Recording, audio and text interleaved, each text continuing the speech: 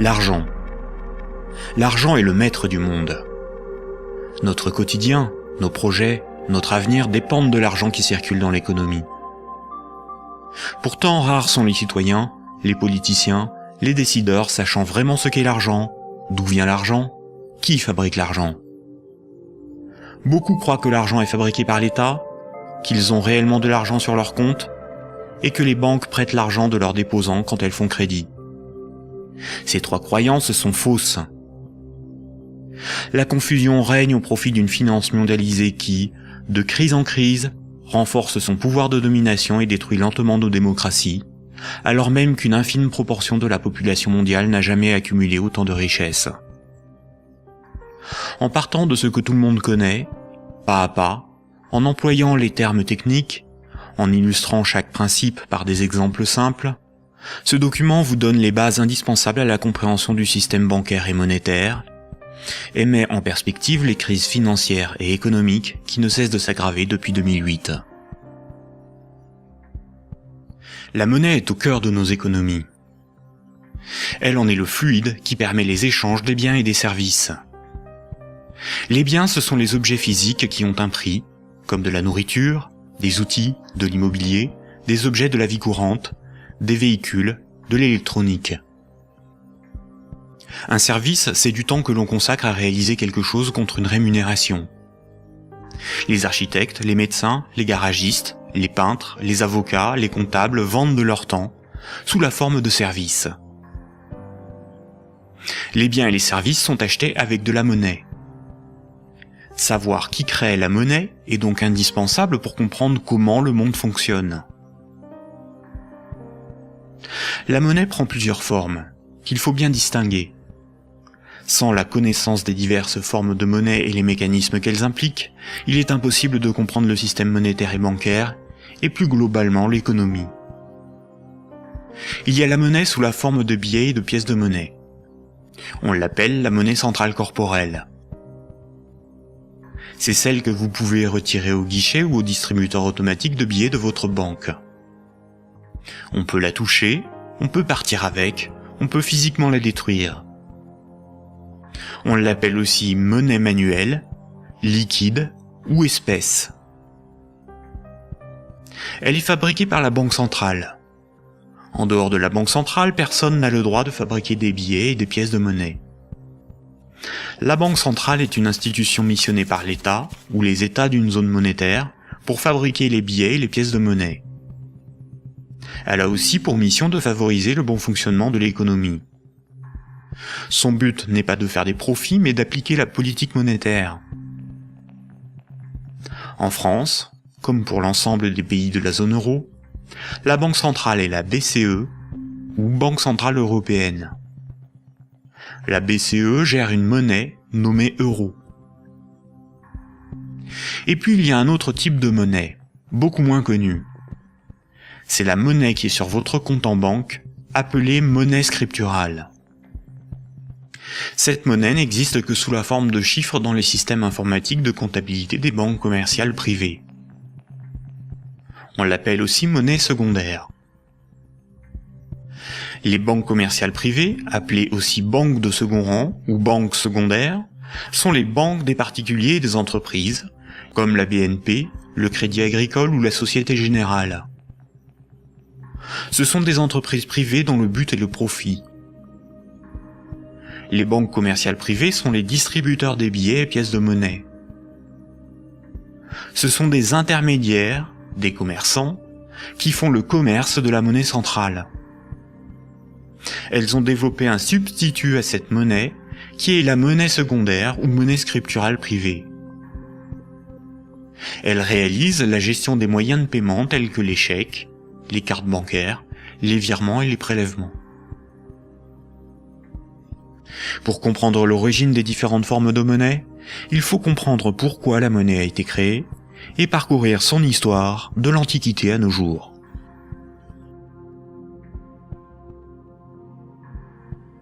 L'histoire de la monnaie s'étale sur des milliers d'années. La plupart des gens pensent que la monnaie remplace le troc.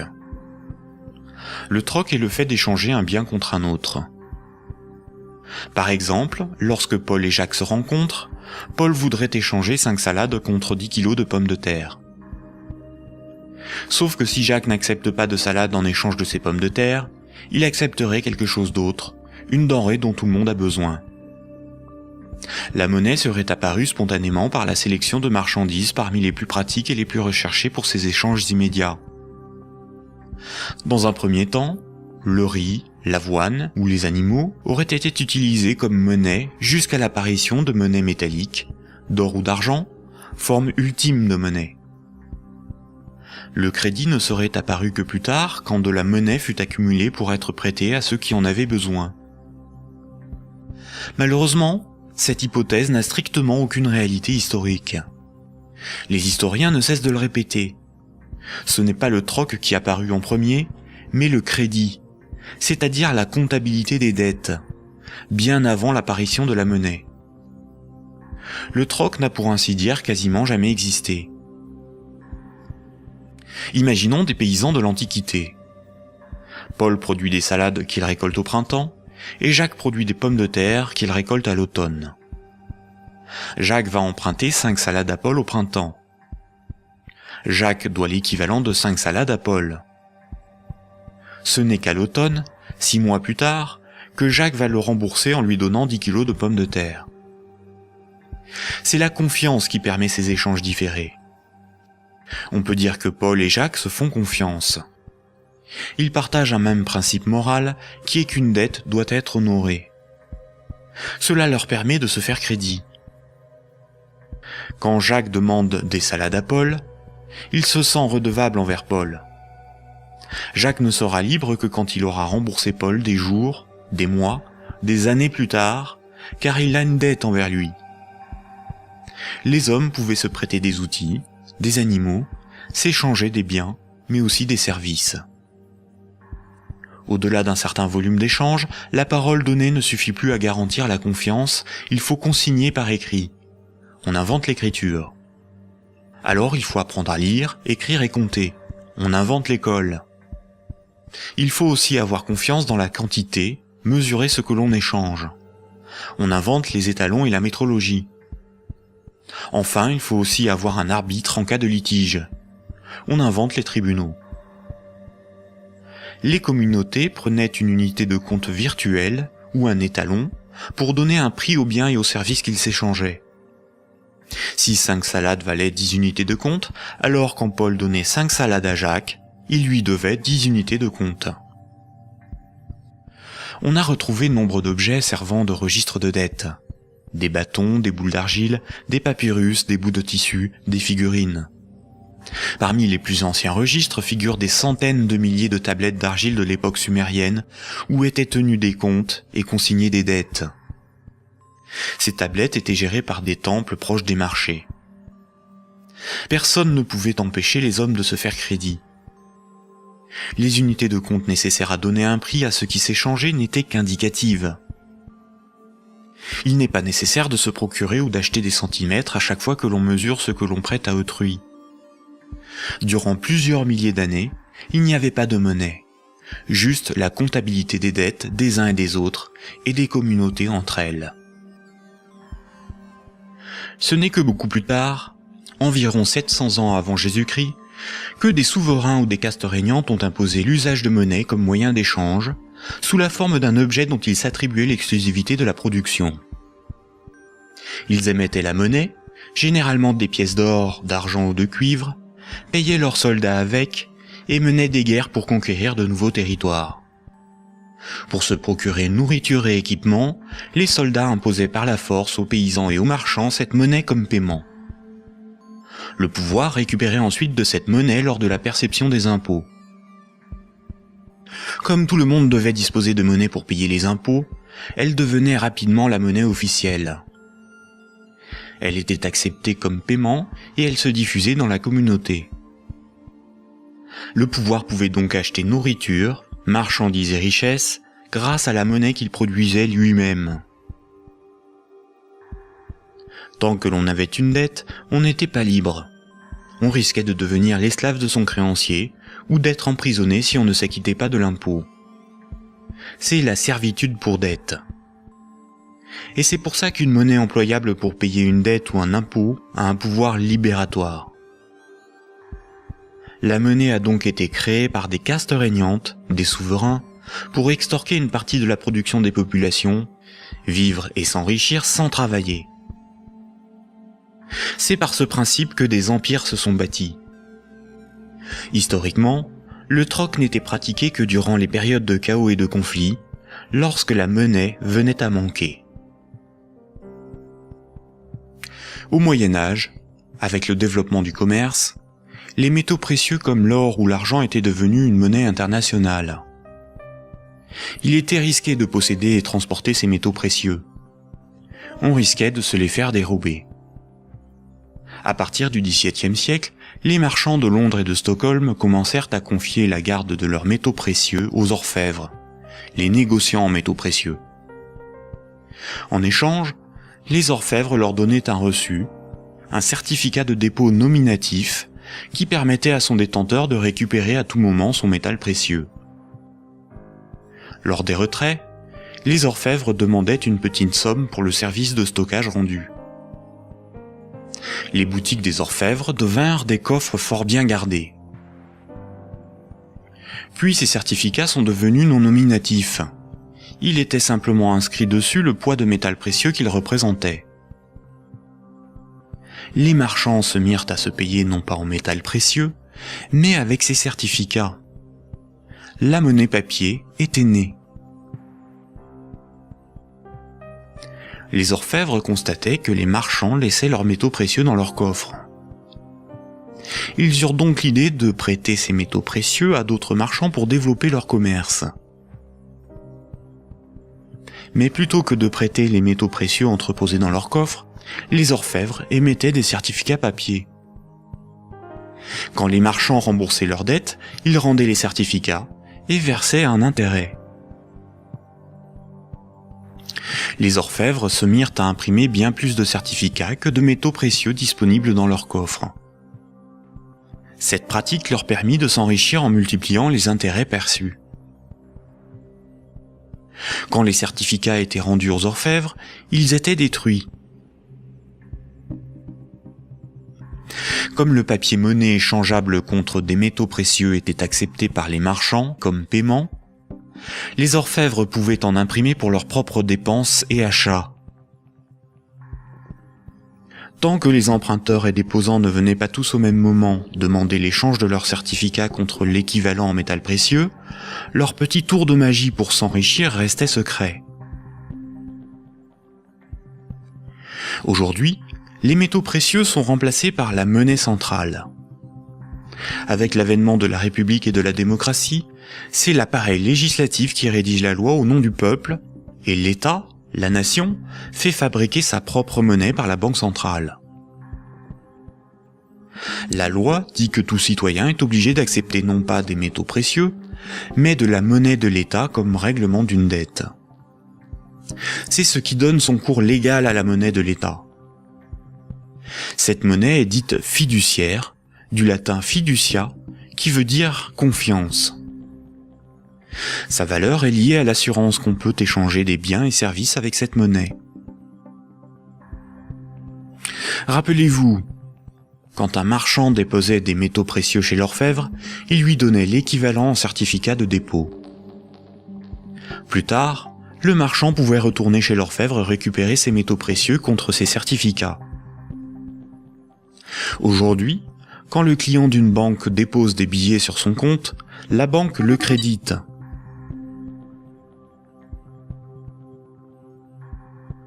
Il lui est possible de les retirer de son compte plus tard.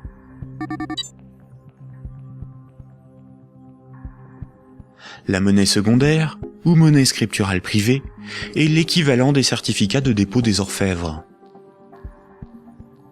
Tout comme le certificat de l'orfèvre est une reconnaissance de dette de l'orfèvre envers le marchand, un compte bancaire est une dette en monnaie centrale de la banque envers son client.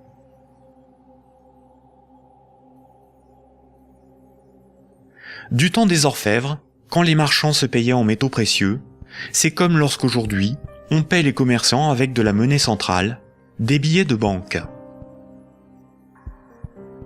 Ensuite, quand les marchands se payaient avec des certificats de dépôt de l'orfèvre, c'est comme lorsqu'aujourd'hui, on paie un commerçant par un transfert de monnaie scripturale de notre compte bancaire à celui du commerçant.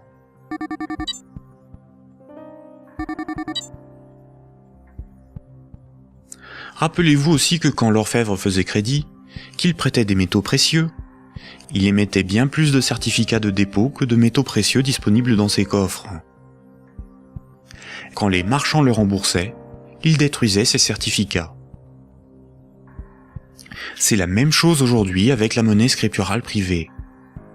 Quand une banque accorde un crédit, elle crée de la monnaie scripturale sur un compte à partir de rien. Et elle en crée bien plus qu'elle ne dispose de monnaie centrale dans ses coffres. Et quand son client rembourse son crédit, elle détruit la monnaie scripturale. C'est ce qu'on appelle la création monétaire et la destruction monétaire. La monnaie scripturale étant acceptée comme paiement, les banques peuvent aussi créer de la monnaie à partir de rien pour couvrir leurs dépenses et leurs achats. Les banques ont la possibilité de se faire crédit à elles-mêmes. On dit que les banques monétisent leurs dépenses. La monnaie centrale donne l'illusion au peuple que c'est l'État qui émet la monnaie, alors qu'en réalité, ce sont les banques commerciales privées qui ont ce privilège. Sans création monétaire par le crédit par les banques commerciales, il n'y aurait quasiment pas de monnaie en circulation. Les banques et les États sont comme les deux faces d'une même pièce. En effet, il faut d'abord que de la monnaie ait été créée par le crédit bancaire pour que l'État puisse en prélever par les impôts et les taxes. Et les banques ont besoin des États pour établir une législation protégeant ce privilège et faire appliquer cette législation par la justice et les forces de l'ordre. Nous allons détailler maintenant ces mécanismes bancaires et leurs nombreuses conséquences. Tout le monde a un compte en banque. C'est plus sûr et c'est plus simple que d'avoir chez soi une caisse remplie de billets de banque. Beaucoup de gens s'imaginent qu'un compte en banque est une boîte dans laquelle sont rangés des billets de banque. En réalité, la banque a une réserve unique de billets de banque et les comptes en banque n'ont aucune réalité physique. Ce sont juste des chiffres dans la comptabilité de la banque commerciale, ce sont des unités de compte. Lorsque vous allez au distributeur de billets, votre banque prend dans son stock de billets le montant que vous voulez retirer sur votre compte et vous les donne. Elle retranche ce montant à votre compte. Ainsi, vous avez le sentiment de prendre des billets sur votre compte en banque, alors qu'en réalité, la banque convertit des chiffres en monnaie centrale corporelle, c'est-à-dire en billets de banque, la monnaie de l'État. À l'inverse, quand vous déposez des billets sur votre compte, la banque les prend et les met dans son stock de billets et augmente le chiffre de votre compte. Votre compte ne représente pas un petit tas de billets de banque, mais seulement un chiffre dans un ordinateur. Vous ne retirez que très rarement l'ensemble de ce qui est sur votre compte. Vous retirez juste ce qu'il vous faut pour faire vos petits achats dans les commerces.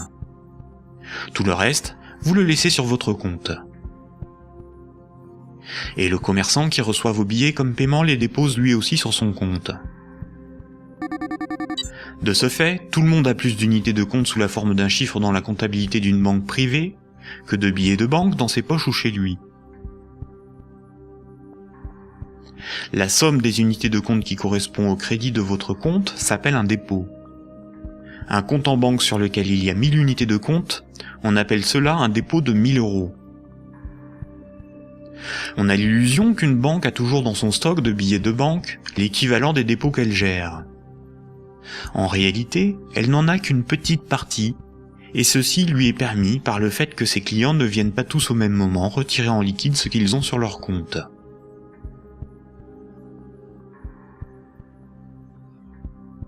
En Europe, la monnaie centrale est la monnaie qui a cours légal.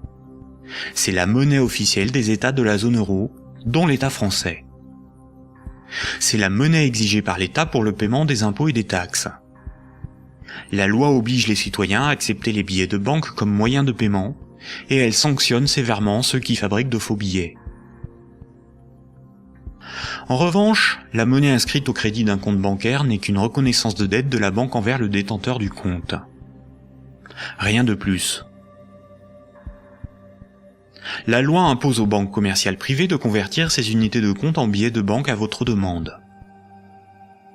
C'est pour cette raison que les banques commerciales appellent ces chiffres des euros.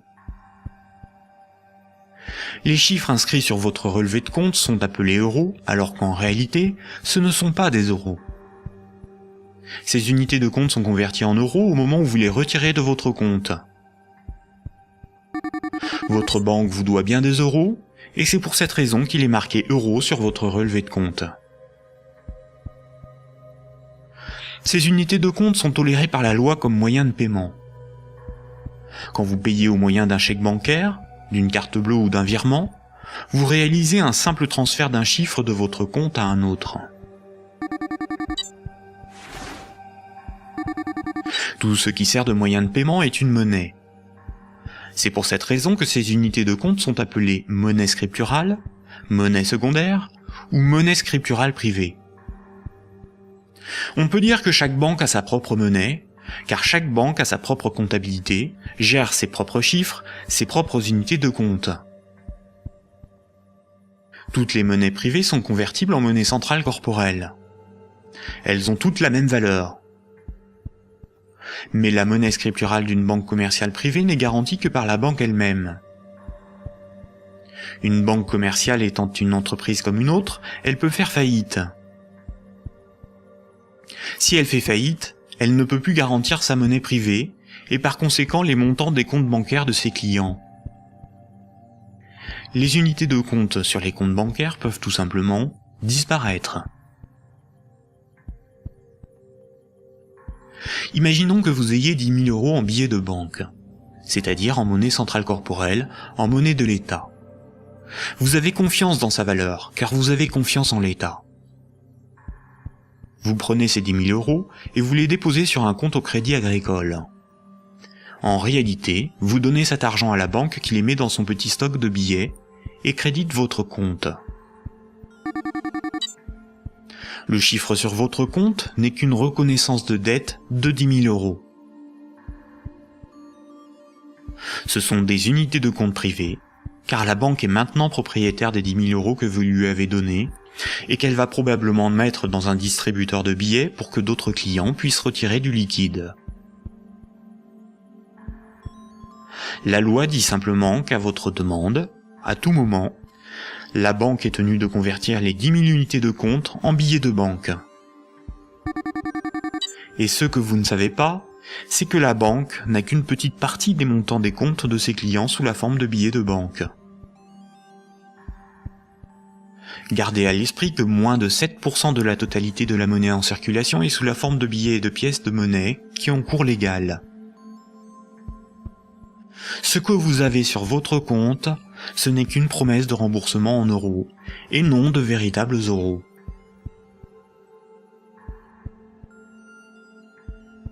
De nos jours, tout le monde paie des sommes de petite et grande taille sans jamais employer de billets de banque. La carte bancaire, la carte de crédit, les chèques bancaires, les prélèvements automatiques et les virements forment l'essentiel des procédés de paiement. Quand un client d'une banque veut transférer de l'argent à un autre client de la même banque pour le payer, que ce soit des entreprises ou des particuliers, la banque ne réalise qu'une manipulation de chiffres. Elle retranche au compte du client la somme à verser et l'ajoute au compte du destinataire. Aucun billet de banque n'est intervenu dans la transaction, et pourtant, les deux clients, en interrogeant leur banque, constatent bien qu'un transfert a été effectué. En revanche, quand un transfert doit être effectué entre les comptes bancaires de deux banques commerciales distinctes et concurrentes, la monnaie centrale intervient. Toutes les banques commerciales privées ont un compte à la banque centrale. Aucun particulier ni aucune entreprise ne peut avoir un compte à la banque centrale. Seules les banques commerciales et le trésor public, c'est-à-dire l'État, ont un compte à la banque centrale. La banque centrale réalise la comptabilité là aussi avec des chiffres dans des ordinateurs, et non pas des tas de billets de banque. Et cela pour des raisons purement pratiques. On appelle cette monnaie la monnaie centrale scripturale. Ces comptes sont en monnaie banque centrale ou monnaie centrale. Quand une banque commerciale a trop de billets, elle peut les déposer sur son compte à la banque centrale. Quand elle en a besoin pour alimenter ses distributeurs automatiques, elle demande à la banque centrale de lui convertir des euros scripturales en billets de banque. Généralement, on ne fait pas la distinction entre monnaie centrale scripturale et monnaie centrale corporelle, c'est-à-dire les billets de banque. On appelle la somme de la monnaie centrale, scripturale et corporelle, la base monétaire. Entre elles, les banques commerciales se paient en monnaie centrale. Les banques n'acceptent pour paiement des autres banques que de la monnaie centrale. Quand un client veut transférer de la monnaie scripturale de son compte vers celui d'un client d'une autre banque, la monnaie scripturale est convertie en monnaie centrale, puis transférée à l'autre banque, qui va encaisser cette monnaie centrale et créditer le compte du destinataire. Ainsi, les banques se paient entre elles en monnaie centrale, car la monnaie scripturale privée d'une banque n'a pas de valeur pour les autres banques. La comptabilité du Crédit Agricole n'a rien à voir avec la comptabilité de la Société Générale. Ce sont deux entreprises distinctes et concurrentes. Ce qui existe entre les banques et pour les banques, c'est uniquement la monnaie banque centrale. C'est celle qui a cours légal, c'est la monnaie de l'État. Quand un client d'une banque a 1000 euros sur son compte, la banque n'est pas riche de 1000 euros. Elle doit simplement 1000 euros en monnaie centrale à ce client. C'est un chiffre dans sa comptabilité. Ce qui fait la richesse de la banque, c'est ce qu'elle possède, comme des immeubles, des bureaux, des actions, des titres financiers, et la monnaie centrale qu'elle a sous la forme de billets de banque ou de monnaie centrale sur son compte à la banque centrale. En revanche, à tout moment, la banque peut devoir s'appauvrir de 1000 euros si ce client les transfère sur un compte d'une autre banque, car cette autre banque veut être payée en monnaie centrale.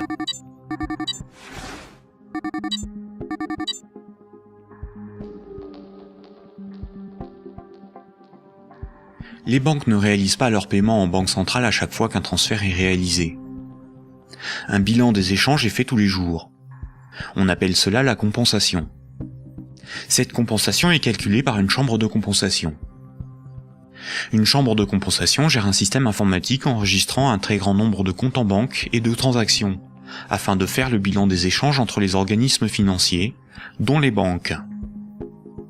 La chambre de compensation la plus connue est Clearstream, à cause de l'affaire politico-financière qui porte son nom. Imaginons deux banques. Un client de la première banque paie 10 euros à un client de la seconde. Un client de la seconde paie 15 euros à un client de la première. À la fin de la journée, la compensation calcule un différentiel de 5 euros au profit de la première banque. Le paiement peut se faire directement par virement entre leurs comptes à la banque centrale. Quand une banque voit son compte débité à cause d'une compensation ou par un retrait au guichet par un client, on appelle cela une fuite. Elle s'appauvrit, car sa monnaie centrale fait partie de ses richesses. Imaginons une banque qui a 4 déposants qui ont chacun 25 000 unités de compte. On peut dire que la banque doit 100 000 euros à ses clients. Imaginons que cette banque a 10 000 euros sur son compte à la banque centrale. La banque est incapable de couvrir la fuite du montant total des comptes de ses clients. Elle est potentiellement en faillite, car 90 000 unités de compte de ses clients ne sont pas couverts par de la monnaie centrale. Seuls 10 000 euros en billets peuvent être versés à l'ensemble de ses clients. C'est le principe de la couverture partielle des dépôts, appelé système à réserve fractionnaire. Si la totalité de ses clients viennent tous au même moment pour retirer leur argent, la banque fait immédiatement faillite. Quand tous les clients d'une banque viennent retirer tout leur argent, c'est ce que l'on appelle un bank run. Face à cette situation, les autorités ont mis en place un fonds en monnaie centrale en cas de faillite bancaire, le fonds de garantie des dépôts bancaires.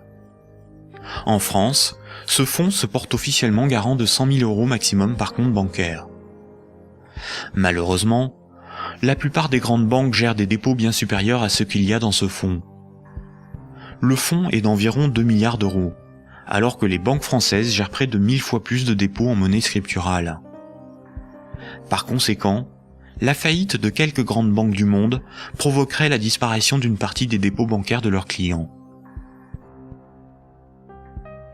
Le Trésor public, c'est la caisse de l'État. Le Trésor public a un compte à la Banque centrale. Le Trésor public encaisse toutes les taxes et impôts qui forment les recettes de l'État. Le Trésor public paie toutes les dépenses de l'État. Il paie les fonctionnaires, les investissements de l'État, ses infrastructures, ses frais de fonctionnement, ses fournisseurs. Quand vous payez vos impôts ou des taxes, vous les payez directement au Trésor public. Si un client d'une banque veut payer 1000 € au Trésor public, la banque convertit la monnaie scripturale privée en monnaie banque centrale et transfère cette monnaie centrale sur le compte du Trésor public. Le Trésor public n'accepte pour paiement que la monnaie centrale. Quand le Trésor public paie un de ses fournisseurs, il verse de la monnaie centrale à la banque commerciale privée qui en détient le compte, et celle-ci crédite le compte de l'entreprise bénéficiaire.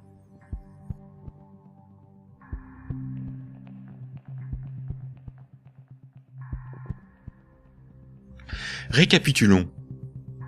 Le système monétaire est basé sur 2 espaces monétaires distincts et isolés. L'espace de la monnaie centrale et l'espace de la monnaie scripturale privée. La monnaie centrale, c'est la monnaie de l'État. La monnaie centrale sert aux banques et au Trésor public pour se payer. La monnaie scripturale privée, ou monnaie secondaire, c'est la monnaie gérée par les banques commerciales privées. Les particuliers et les entreprises utilisent principalement cette monnaie. Quand un citoyen reçoit son salaire, c'est par transfert de monnaie scripturale privée. Sur son relevé de compte, il voit marqué euros, alors que ces euros n'existent pas. Le chiffre au crédit de son compte est une promesse de remboursement en euros. Or, si une banque fait faillite, elle ne peut plus honorer sa promesse vis-à-vis de ses clients. En France, les 2 premières banques gèrent plus de la moitié des dépôts bancaires. Aucun gouvernement ne permettra à une grande banque de faire faillite, car des millions de citoyens et d'entreprises perdraient une partie de leur argent. Ce serait une catastrophe sociale que l'ensemble de la société devrait compenser par l'appauvrissement général de la population. Toute entreprise peut faire faillite si elle est mal gérée, même les plus importantes. Mais cette règle ne s'applique pas aux grandes banques. Les gouvernements les sauvent en taxant l'ensemble des citoyens si nécessaire. Voici ce qu'en pense Frédéric Lordon, économiste, directeur de recherche au CNRS et chercheur au Centre de sociologie européenne. Frédéric Lordon, vous êtes plus radical ? J'en ai peur. C'est-à-dire, il me semble que derrière toutes les argumentations techniques du monde, il y a une question préjudicielle qui est une question de principe. Alors je voudrais repartir des sauvetages de 2008-2009, parce qu'il me semble que celui qui se profile va avoir à peu près les mêmes propriétés. À propos de ces sauvetages bancaires, on peut dire non contradictoirement 2 choses. La première, c'est qu'ils étaient une nécessité impérieuse, et je dirais même vitale. Et la deuxième, c'est que cependant, ils ont été des scandales sans nom. Des scandales sans nom. Alors pourquoi ça a été un scandale? Les gens le savent, alors ils sont un peu plus qu'échauffés, hein, je vous assure. On a sauvé les banques, on a sauvé la finance sans la moindre contrepartie, pas le plus petit commencement de réglementation d'activité financière ou de transformation des structures bancaires. Donc, si vous me passez l'expression, le corps social en a gros. Mais pour autant, il était une nécessité impérieuse de les sauver, pour une raison extrêmement simple, c'est que il faut que les gens essayent de se figurer l'ampleur des dévastations économiques et sociales qui suivent de la matérialisation d'un risque systémique. C'est dans le cadre de cette hypothèse que je me situe. On pourra peut-être y revenir tout à l'heure. C'est-à-dire l'effondrement total de toutes les banques. Les transactions les plus élémentaires deviennent impossibles. Je veux dire, aller acheter son pain à la boulangerie, ça marche plus. Tout simplement parce que retirer de l'argent au distributeur à billets, ça marche pas. Faire un chèque, ça marche pas. Une carte bleue, ça marche pas. Vous avez les piécettes dans la poche, ça vous mène pas loin. Hein. Vous tenez 4-5 jours en forçant plutôt sur les patates. Et après, c'est retour au jardin potager pour ceux qui en ont un, et pour les autres, c'est retour vers l'état de nature économique. Ce que vous décrivez là, ça semble une catastrophe. Oui, C'est la catastrophe ultime si les banques ne sont pas sauvées et qu'elles tombent toutes ensemble. Ça pourrait se produire, d'après vous, ça? Alors, pour moi, Grèce, oui. si vous voulez, c'est un événement qui est de l'ordre de l'impensable. C'est-à-dire, c'est un chaos social d'une telle ampleur qu'il me semble inconcevable que les États se désintéressent de la chose. Par conséquent, ils sont forcés de venir au secours de la finance, qu'ils le veuillent ou non. Et c'est exactement là que se noue le drame, si vous voulez. C'est dans cette articulation entre la nécessité impérieuse d'une part et le scandale de l'autre. Le corps social est forcé, par pouvoir public interposé, de venir au secours des banques, car si les banques calanchent, c'est le corps social qui calanche dans la semaine qui suit. Et forcément, les intérêts matériels de la population sont si intimement liés à la structure bancaire qu'il est impossible de la laisser crever. Et vous voyez donc là où est le problème, c'est que de par leur position très particulière dans la structure sociale du capitalisme, les banques sont les dépositaires de fait de deux biens publics vitaux pour une société marchande. Vitaux. Le premier, c'est les encaisses monétaires de la population, les dépôts, les épargnes. Je veux dire, si toutes les banques tombent, ceci s'évapore dans l'instant. Et c'est pas la peine de se gargariser avec le fonds de garantie des dépôts. Hein. Ça va si une banque ou deux tombe. Si la totalité s'écroule, le fonds saute comme un bouchon de champagne. Et le deuxième bien public vital, c'est l'intégrité du système des paiements. Et c'est parce que les banques ont capté ces biens publics qu'elles peuvent contraindre l'État, les corps sociaux à leur venir en aide. C'est quoi l'intégrité du système des paiements, c'est le fait que les banques sont les teneurs de compte, qu'elles les mouvementent, qu'elles les débitent, qu'elles les créditent, donc elles sont les opératrices. Absolument. C'est pas qu'elles les garantissent, c'est qu'elles opèrent très concrètement et très basiquement les transactions élémentaires. La gestion des moyens de paiement. Et exactement. Bon, alors, si vous voulez, là, il y a une situation de fait que les économistes appellent dans leur langage pluriel et amoral, mais dont le vrai nom est prise d'otage. Et celle-là, elle est colossale. Si vous voulez, chaque fois qu'il y a un mouvement social dans les transports ou le ramassage des ordures, on vous bassine avec la prise d'otage des syndicats. Mais ça, c'est une prise d'otage, mais cosmique. C'est énorme. Personne n'en parle jamais. Donc, la question de principe est la suivante. Derrière la question du sauvetage des banques et derrière la question des banques tout court, le corps social doit se poser la question de savoir s'il continue de tolérer que ces biens publics vitaux soient ainsi remis à des intérêts privés, et spécialement à des intérêts privés aussi mal éclairés que ceux de la finance, quand elle est mouillée jusqu'aux sourcils dans les marchés de capitaux. Bon, je trouve que poser la question, c'est y répondre. Et si on ne répond pas non, cette obligation de venir à la rescousse des banques se reposera éternellement. D'où ma conclusion. Il faut envisager la déprivatisation intégrale du secteur bancaire. La nationalisation. Alors, la nationalisation...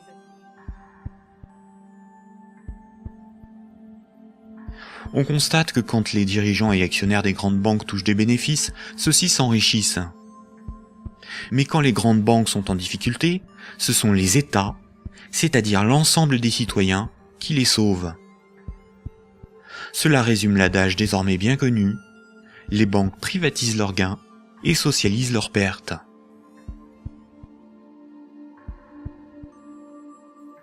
Pour bien comprendre le mécanisme de création monétaire, nous devons savoir ce qu'est un actif. Imaginons que Paul possède une moto, des vêtements, une télévision, un ordinateur et 200 € sur lui en billets de banque.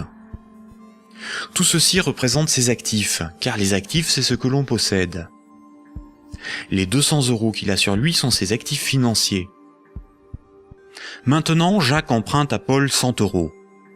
En lui empruntant cette somme, Jacques signe une reconnaissance de dette l'engageant à rembourser Paul dans un mois.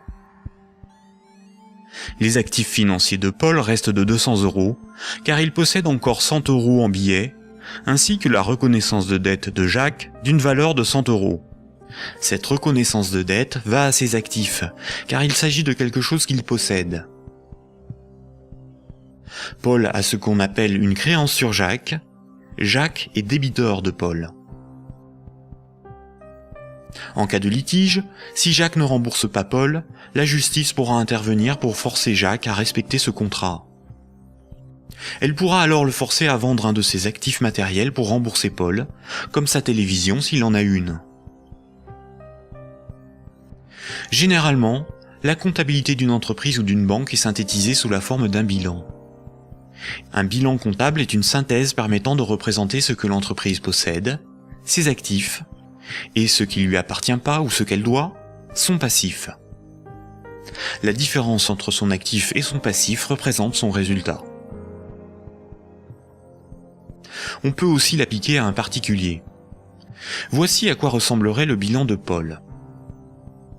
Dans les actifs de Paul figurent ses actifs financiers, constitués de ses billets de banque et de la dette de Jacques, ainsi que ses actifs matériels, constitués de sa télévision, son ordinateur, sa moto, dont la valeur de revente à date est estimée de 1 000 €. Pour notre démonstration, nous ne garderons que les actifs financiers. Son bilan financier est positif de 200 €.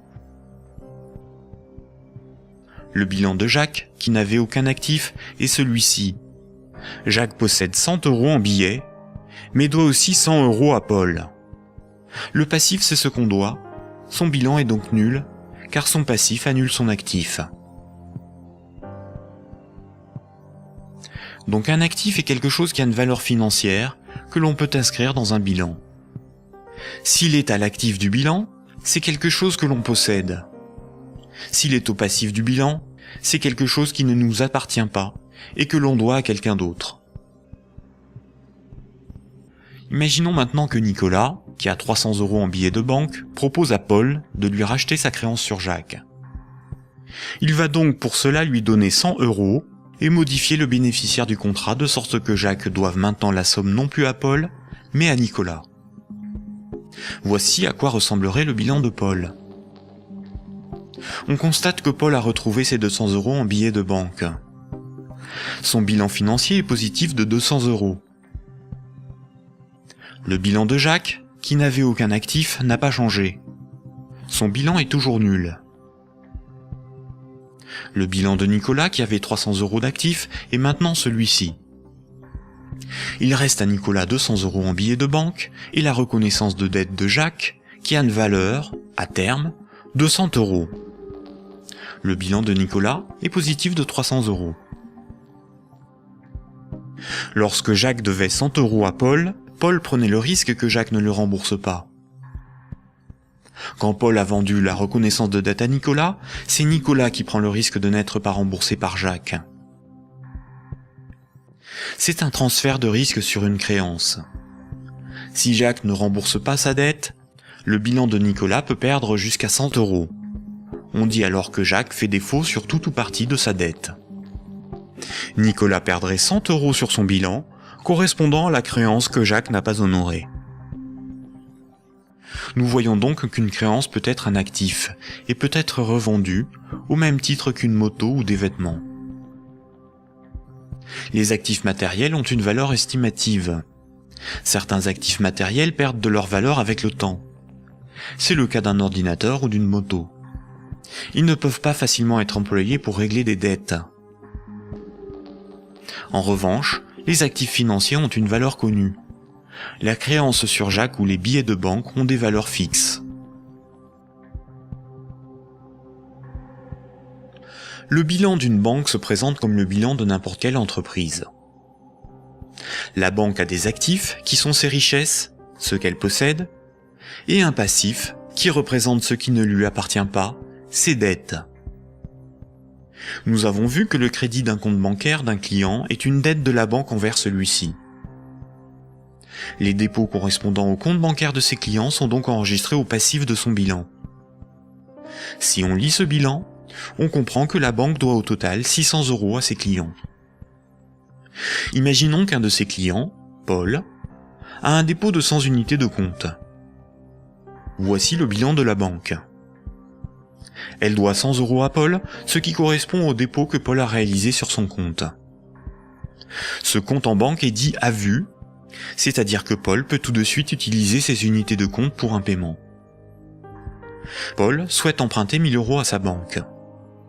La banque établit le contrat de prêt qu'elle lui fait signer. Ce contrat l'engage à rembourser la banque selon un échéancier précis. Paul devra rembourser les 1 000 € empruntés, appelés capital du crédit, plus 50 € d'intérêt. Pour créditer le compte de Paul, la banque ne prend pas les dépôts d'autres clients pour lui donner. Elle augmente simplement le chiffre inscrit sur son compte bancaire. Elle crée des unités de compte à partir de rien. La banque ne doit plus 100 € à Paul, mais 1 100 €. Le contrat de prêt de Paul apparaît sur son bilan comme quelque chose qu'elle possède. Cette créance sur Paul est à son actif. Les comptes des autres clients n'ont rien à voir avec cette opération. On dit que la banque a monétisé la créance sur Paul. Elle a transformé cette créance en moyen de paiement sous la forme de monnaie scripturale privée ajoutée au compte de Paul. On appelle cette opération d'augmentation des dépôts par simple jeu d'écriture la création monétaire. On parle de création monétaire ex nihilo, ce qui veut dire à partir de rien. Enfin, quand Paul va rembourser le crédit, la banque va annuler des unités de compte chaque mois, selon l'échéancier du crédit, directement sur le compte de Paul. Cette annulation est appelée destruction monétaire. Elle diminue la somme qu'elle lui doit. Simultanément, dans son bilan, la somme restante à rembourser diminue aussi. La banque prend le risque que Paul n'arrive pas à rembourser le crédit, qu'il soit insolvable. C'est le risque de faire crédit ou risque de contrepartie. On pourra qualifier alors la créance de Paul, le contrat de prêt, d'actifs pourris ou d'actifs toxiques.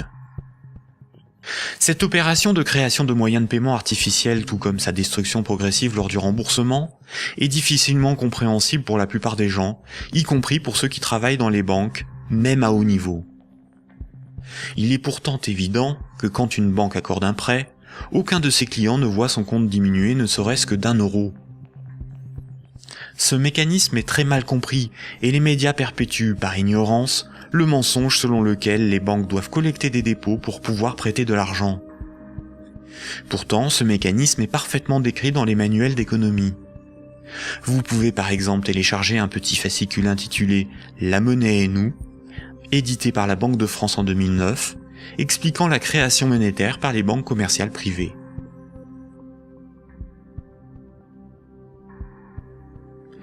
La création et la destruction monétaire peuvent être résumées par une simple phrase. Ce sont les crédits qui font les dépôts, et non les dépôts qui font les crédits. Cette phrase permet de se rappeler que la totalité de la monnaie en circulation sur nos comptes en banque ou dans nos poches est créée par le crédit bancaire. Quand une banque accorde un crédit à un de ses clients, elle crée de la monnaie scripturale privée en augmentant le solde du compte de celui-ci. Elle ne crée pas des euros, mais des unités de compte convertibles en euros. Plus il y a de crédits accordés par les banques, plus il y a de dépôts, de billets et de pièces de monnaie. La totalité de la monnaie en circulation dans l'économie représente ce qu'il reste à rembourser des crédits contractés. Quand Paul achète une automobile à crédit, il paie tout de suite le vendeur avec la monnaie créée. 2 jours plus tard, le vendeur achète une télévision, des livres et un ordinateur. Les vendeurs de la télévision, des livres et de l'ordinateur vont eux aussi réaliser des achats. Paul n'a pas commencé à rembourser son crédit que la monnaie circule déjà dans l'économie. Le nombre de fois dans une année qu'une unité de compte va servir de paiement est appelé vitesse de circulation de la monnaie ou vélocité de la monnaie. 100 unités de compte échangées 10 fois pour des paiements représente 1 000 € de paiement. L'argent qui circule de compte en compte est donc en réalité une dette qui circule.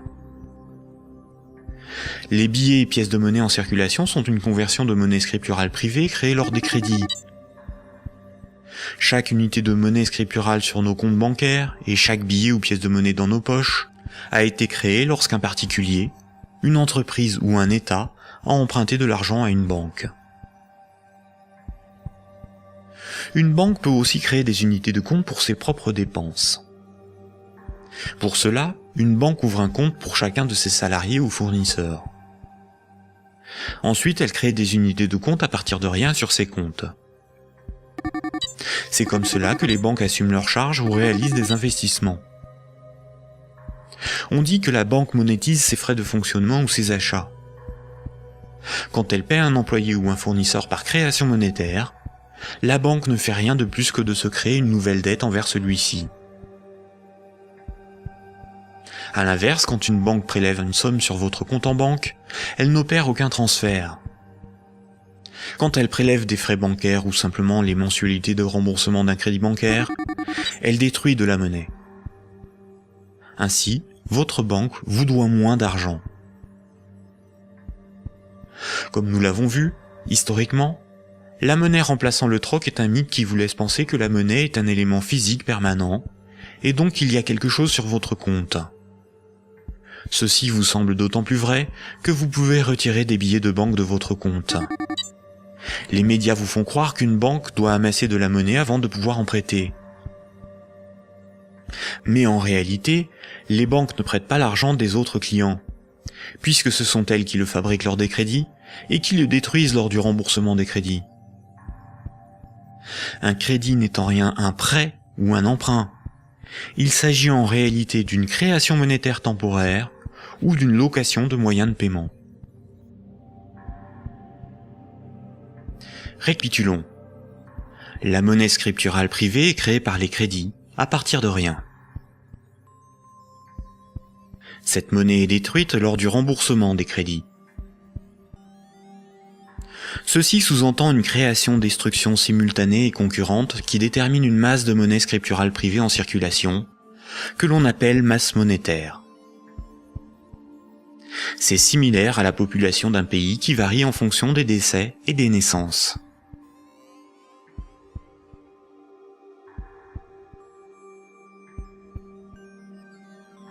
Trois citoyens et un banquier échouent sur une île déserte au beau milieu de l'océan. Ils s'organisent et décident de créer leur propre monnaie, qu'ils appellent euro. Le banquier fonde l'unique banque commerciale privée de l'île. Comme cette banque est nouvelle, les trois citoyens n'ont rien sur leur compte. Ils ne peuvent pas s'échanger et se vendre ce qu'ils produisent. Ils ont bien des marchandises à se vendre, mais aucune monnaie pour les payer. Pour disposer de moyens de paiement, chaque citoyen va faire un crédit de 10 €, remboursable en 11 mois. Chaque citoyen devra rembourser 10 € de capital, plus 1 € d'intérêt. Lorsque le banquier leur accorde le crédit, il crée 10 € à partir de rien sur chaque compte. Le premier mois, la masse monétaire est de 30 €. Les citoyens disposent de monnaie pour s'échanger ce qu'ils produisent. À la fin du premier mois, les citoyens commencent à rembourser leur crédit. Le banquier prélève 1 € d'intérêt, qu'il utilise pour acheter des marchandises aux citoyens.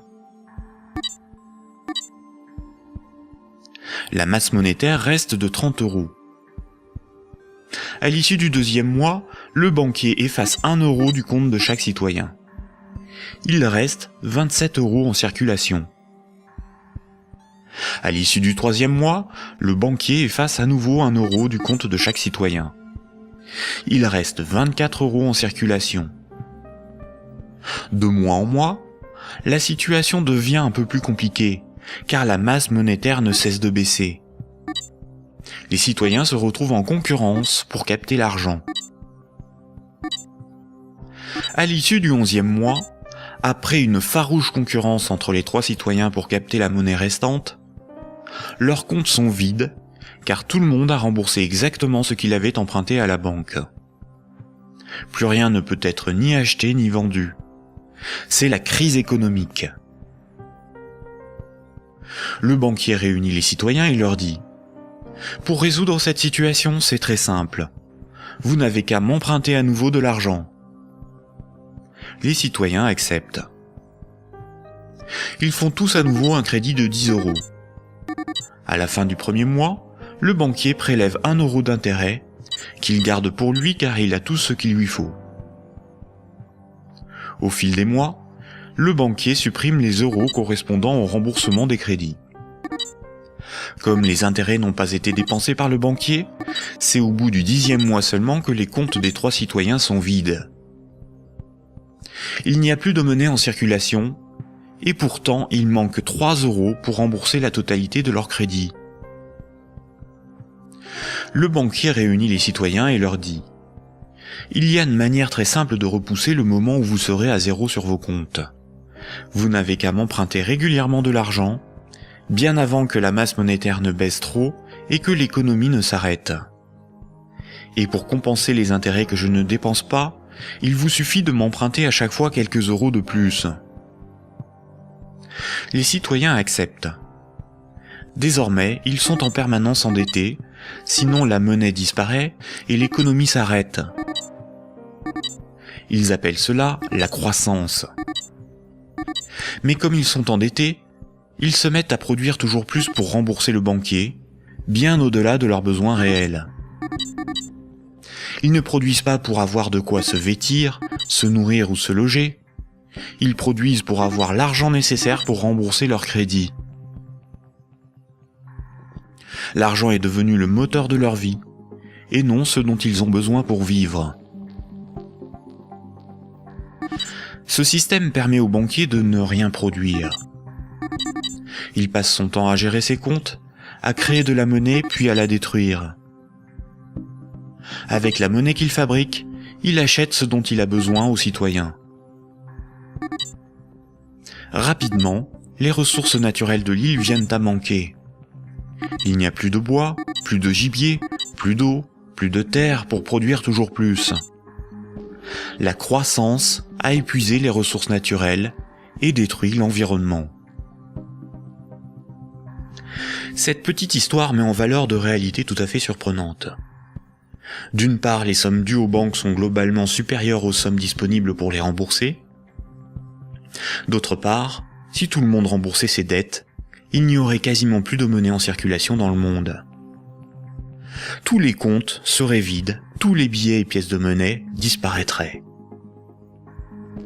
Le système monétaire fonctionne comme un système pyramidal. Pour payer les crédits en cours de remboursement, il faut que de nouveaux crédits soient accordés. Sinon, la monnaie se raréfie et certains emprunteurs sont dans l'incapacité de rembourser leurs crédits.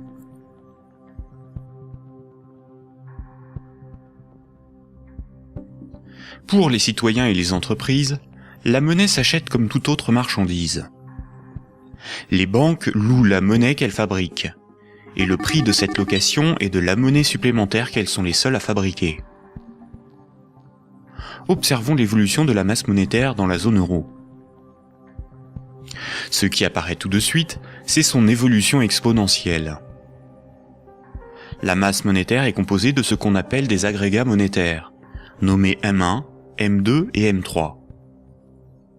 En orange, c'est la monnaie circulante. C'est la monnaie qui est sur les comptes à vue, utilisée pour des paiements, ainsi que la monnaie sous la forme de billets et de pièces de monnaie. Les comptes à vue servent à l'économie réelle. C'est là que sont versés les salaires, réalisés les paiements avec les cartes bancaires, les chèques, les virements, pour les échanges de biens et de services. C'est la monnaie qui sert l'économie réelle. En vert, ce sont les dépôts dits à terme, ou comptes à terme.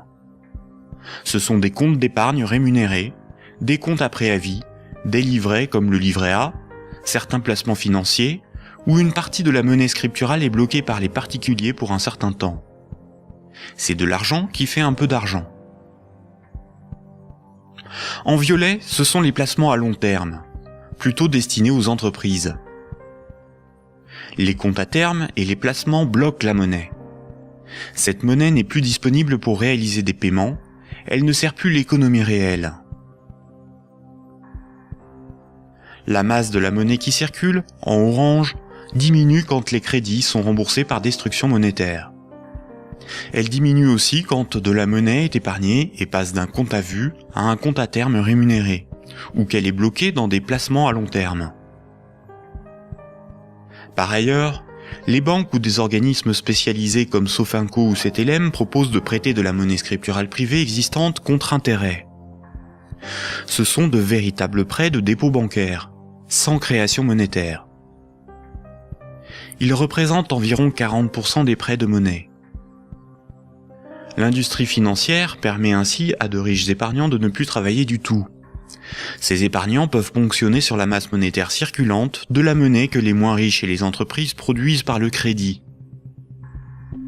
Leur capital augmente progressivement en capturant de la monnaie créée par le crédit.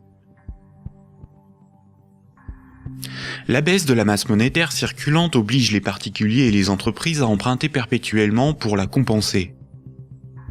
Quand un client d'une banque obtient un crédit, la nouvelle monnaie se retrouve sur un compte à vue.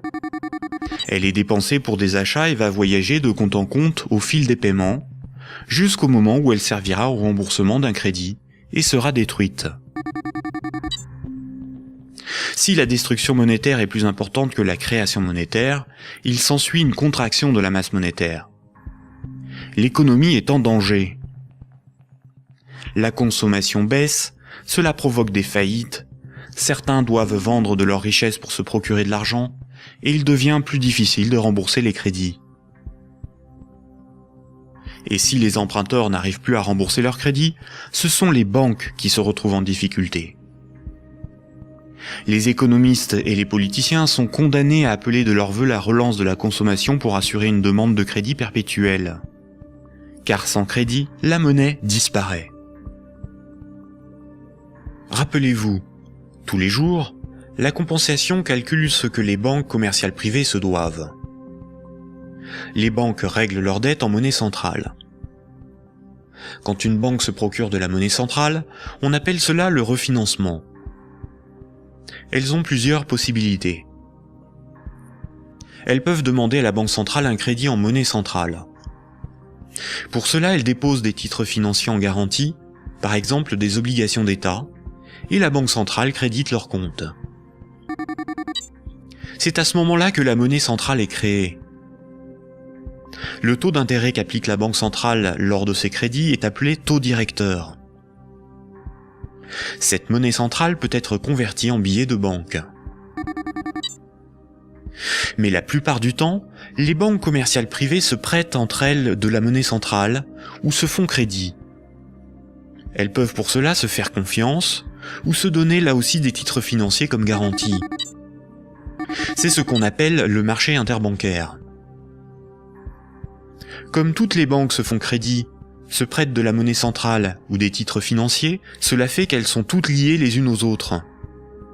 Si une grande banque fait faillite et qu'elle ne rembourse pas ce qu'elle avait emprunté aux autres banques, ce sont toutes les autres banques qui font faillite par effet domino. En 2008, les dérives du système financier ont provoqué une crise de liquidité dans le système bancaire. La crise de liquidité fait que les banques n'arrivent plus à régler leurs dettes, à se procurer de la monnaie centrale ou à se faire crédit. Les banques ont alors cessé d'accorder des crédits. L'évolution normale de la masse monétaire aurait dû être celle-ci. Malheureusement, la crise bancaire a stoppé la progression de la masse monétaire et s'est transformée en crise économique. Les États ont dû sauver les banques de la faillite. Mais le véritable coût de la crise financière est l'explosion de la dette des États pour éviter une aggravation de la crise, des milliers de faillites d'entreprises, des millions de nouveaux chômeurs.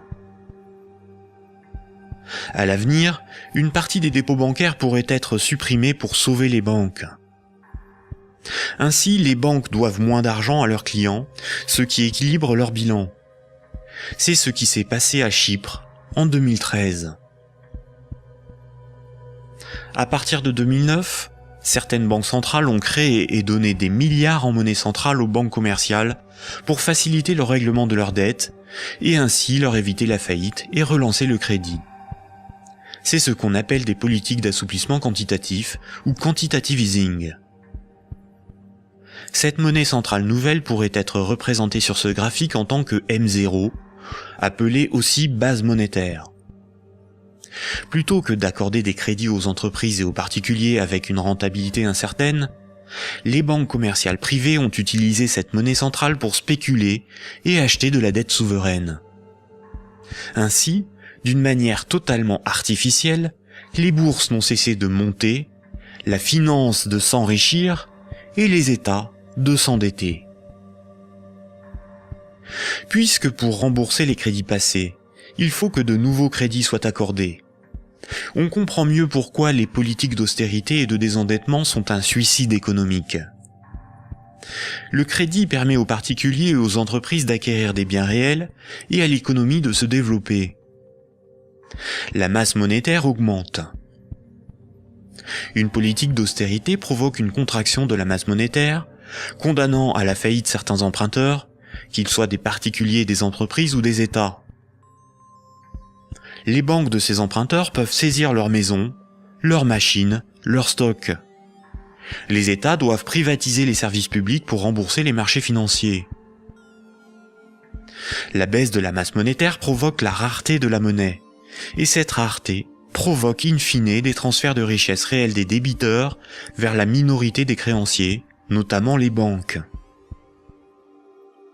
C'est similaire au processus organisé par l'Occident vis-à-vis des pays en voie de développement. On endette ces pays pour qu'ils nous achètent des infrastructures, des machines, des moyens de production, via des prêts du FMI et de la Banque mondiale. Incapables de rembourser les crédits, leur faillite permet de saisir les ressources naturelles ou même ceux qu'ils ont achetés grâce à ces crédits. Le PIB d'un pays, c'est approximativement la somme des revenus dans ce pays en une année. Dans la zone euro, la dette des États représente 90% du PIB. Et les dettes du secteur privé représentent 160% du PIB. En d'autres termes, pour rembourser toutes les dettes, il nous faudrait travailler 2 ans et demi en donnant tous nos revenus aux banques et aux marchés financiers. Or, si on remboursait toutes nos dettes, il n'y aurait plus de monnaie en circulation. Ce système pyramidal de dette n'est viable que dans un équilibre précaire, car la capacité des emprunteurs à rembourser leurs crédits dépend de la capacité d'autres emprunteurs à contracter de nouveaux crédits.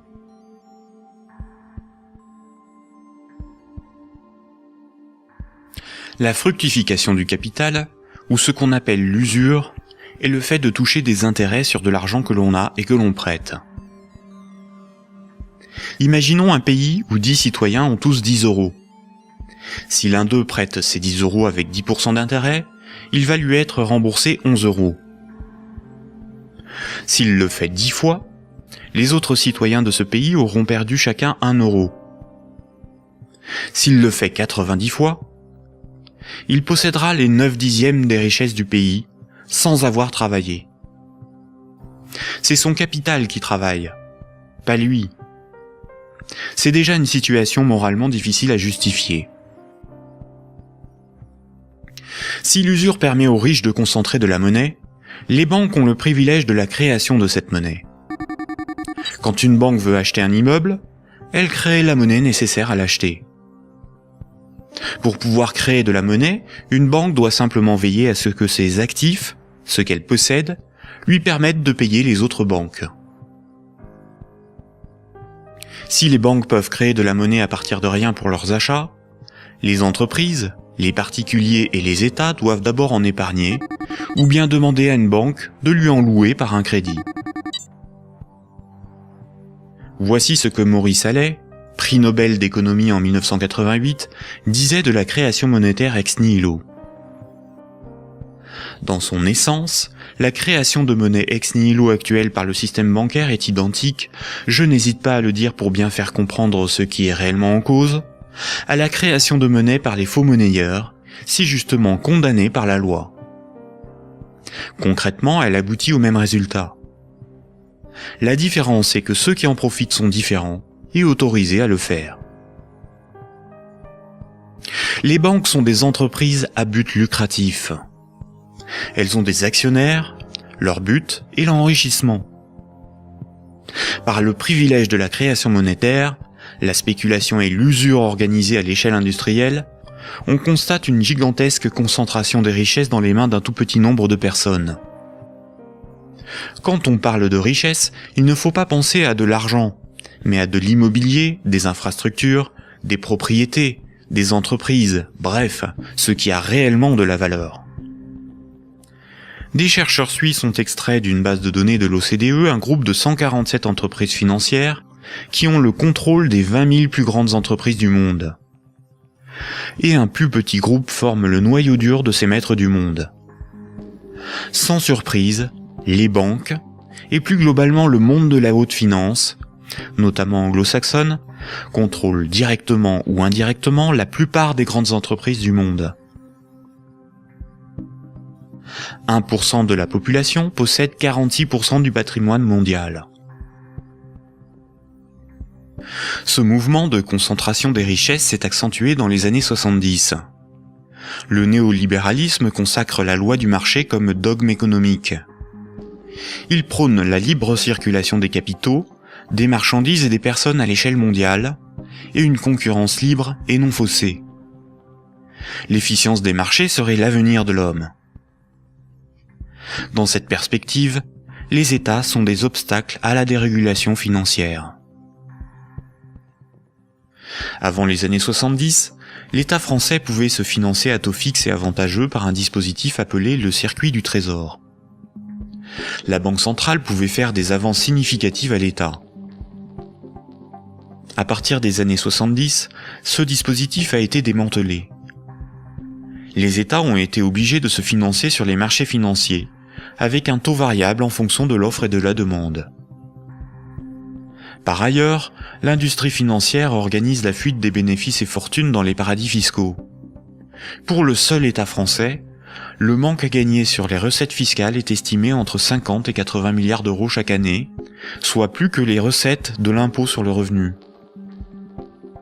En d'autres termes, l'État est contraint d'emprunter aux marchés financiers, c'est-à-dire aux banques et aux clients des banques, ce qu'elle ne leur prend pas sous la forme d'impôts et de taxes, et de leur payer pour cela un intérêt supplémentaire. Sans les intérêts imposés par les marchés financiers, l'État français n'aurait pas dû payer plus de 1500 milliards d'euros d'intérêts en 30 ans. La totalité de l'impôt sur le revenu est consacrée au seul remboursement des intérêts de la dette. Si les financiers prêtent aux États, c'est parce que les États ont le droit de lever autant d'impôts que nécessaire pour les rembourser, et d'utiliser la justice et les forces de l'ordre pour faire payer les contribuables. La création monétaire est aussi appelée planche à billets, même quand il s'agit de monnaie scripturale privée créée par le crédit. C'est un terme péjoratif faisant référence à l'impression de billets de banque par l'État. Ce terme est parfois employé par certains économistes de manière démagogique, pour induire en erreur quant aux responsabilités de la création monétaire et de l'inflation. L'inflation, c'est la hausse générale des prix. Une même baguette de pain vaut 1,30 € en 2013, alors que 10 ans plus tôt, elle valait 50 centimes. L'inflation est due au rapport entre la création monétaire et la création des richesses réelles.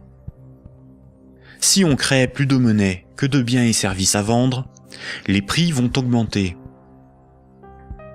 La déflation, c'est l'inverse. C'est la baisse générale des prix. Si on crée des biens et services à vendre, et qu'on ne crée pas de monnaie pour les acheter, la monnaie va manquer et les prix vont baisser. L'hyperinflation est une inflation excessive des prix, supérieure à 12 500% par an. Si une baguette de pain vaut 1 € en 2013, s'il y a de l'hyperinflation, elle vaudra au minimum 12,50 € un an plus tard. Dans les années 70 et 80, l'inflation a atteint 15%, alors même que l'interdiction de permettre à la Banque centrale de faire des avances à l'État devait nous prémunir d'une telle situation. En réalité, interdire à l'État le financement à taux avantageux par sa propre banque centrale était le moyen non pas d'éviter une inflation excessive, mais de transférer une partie des recettes fiscales de l'État aux marchés financiers, c'est-à-dire aux banques et à leurs clients, et d'assurer aux banques commerciales privées le monopole de la création monétaire en supprimant la concurrence de l'État.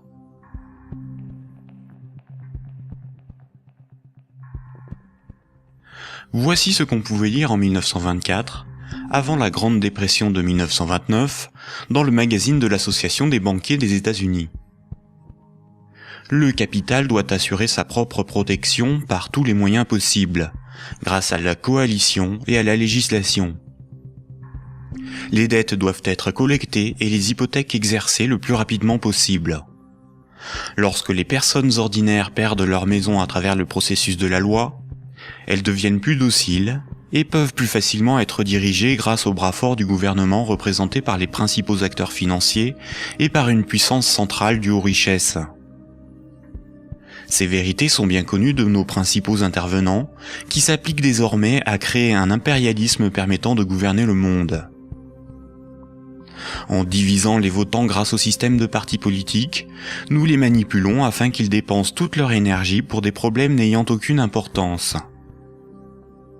C'est donc grâce à une action discrète que nous garantirons la pérennité de ce que nous avons si bien planifié et accompli. Rappelez-vous, dans l'Antiquité, la monnaie physique a été inventée par des souverains pour lever des armées, conquérir de nouveaux territoires et instaurer une dépendance des peuples à la monnaie par la levée des impôts. Toutes les dettes devaient être réglées avec la monnaie du souverain. Cela lui permettait d'acheter les richesses aux populations avec la monnaie qu'il fabriquait lui-même. Une seule et même organisation gérait la fabrication de la monnaie, les armées, la législation, la justice et les forces de l'ordre.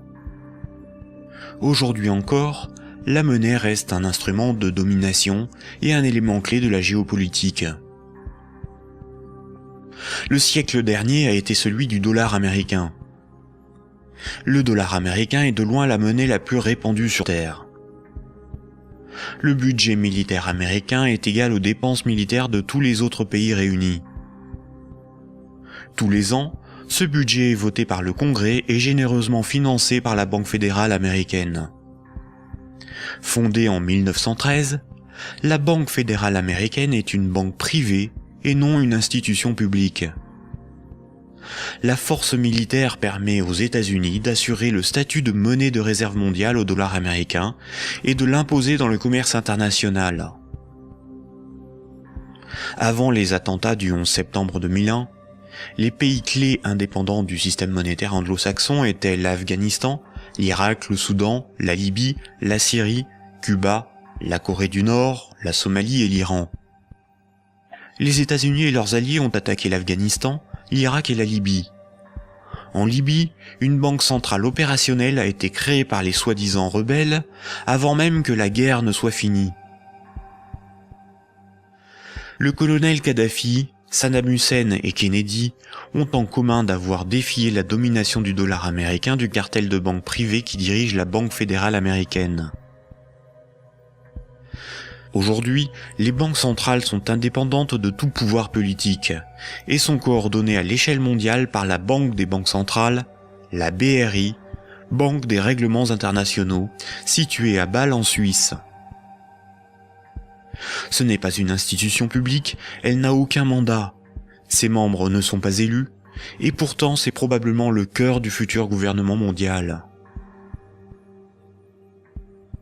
L'application de la loi par les tribunaux, les forces de l'ordre, l'armée, sont comme des services assurés par les États à la corporation bancaire, qui contrôle aussi les plus grandes entreprises du monde.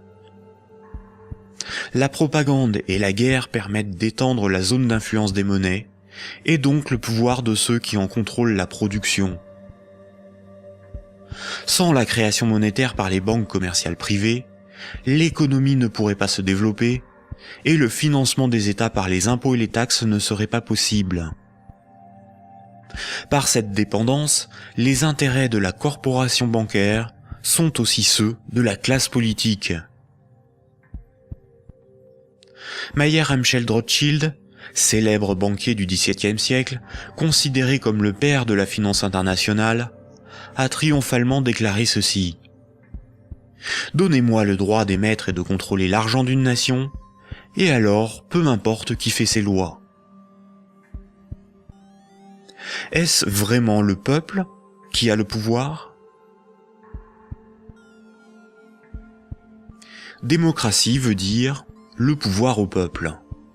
En grec, démos c'est le peuple et kratos c'est le pouvoir. Dans un état de droit, celui qui établit les lois a le pouvoir.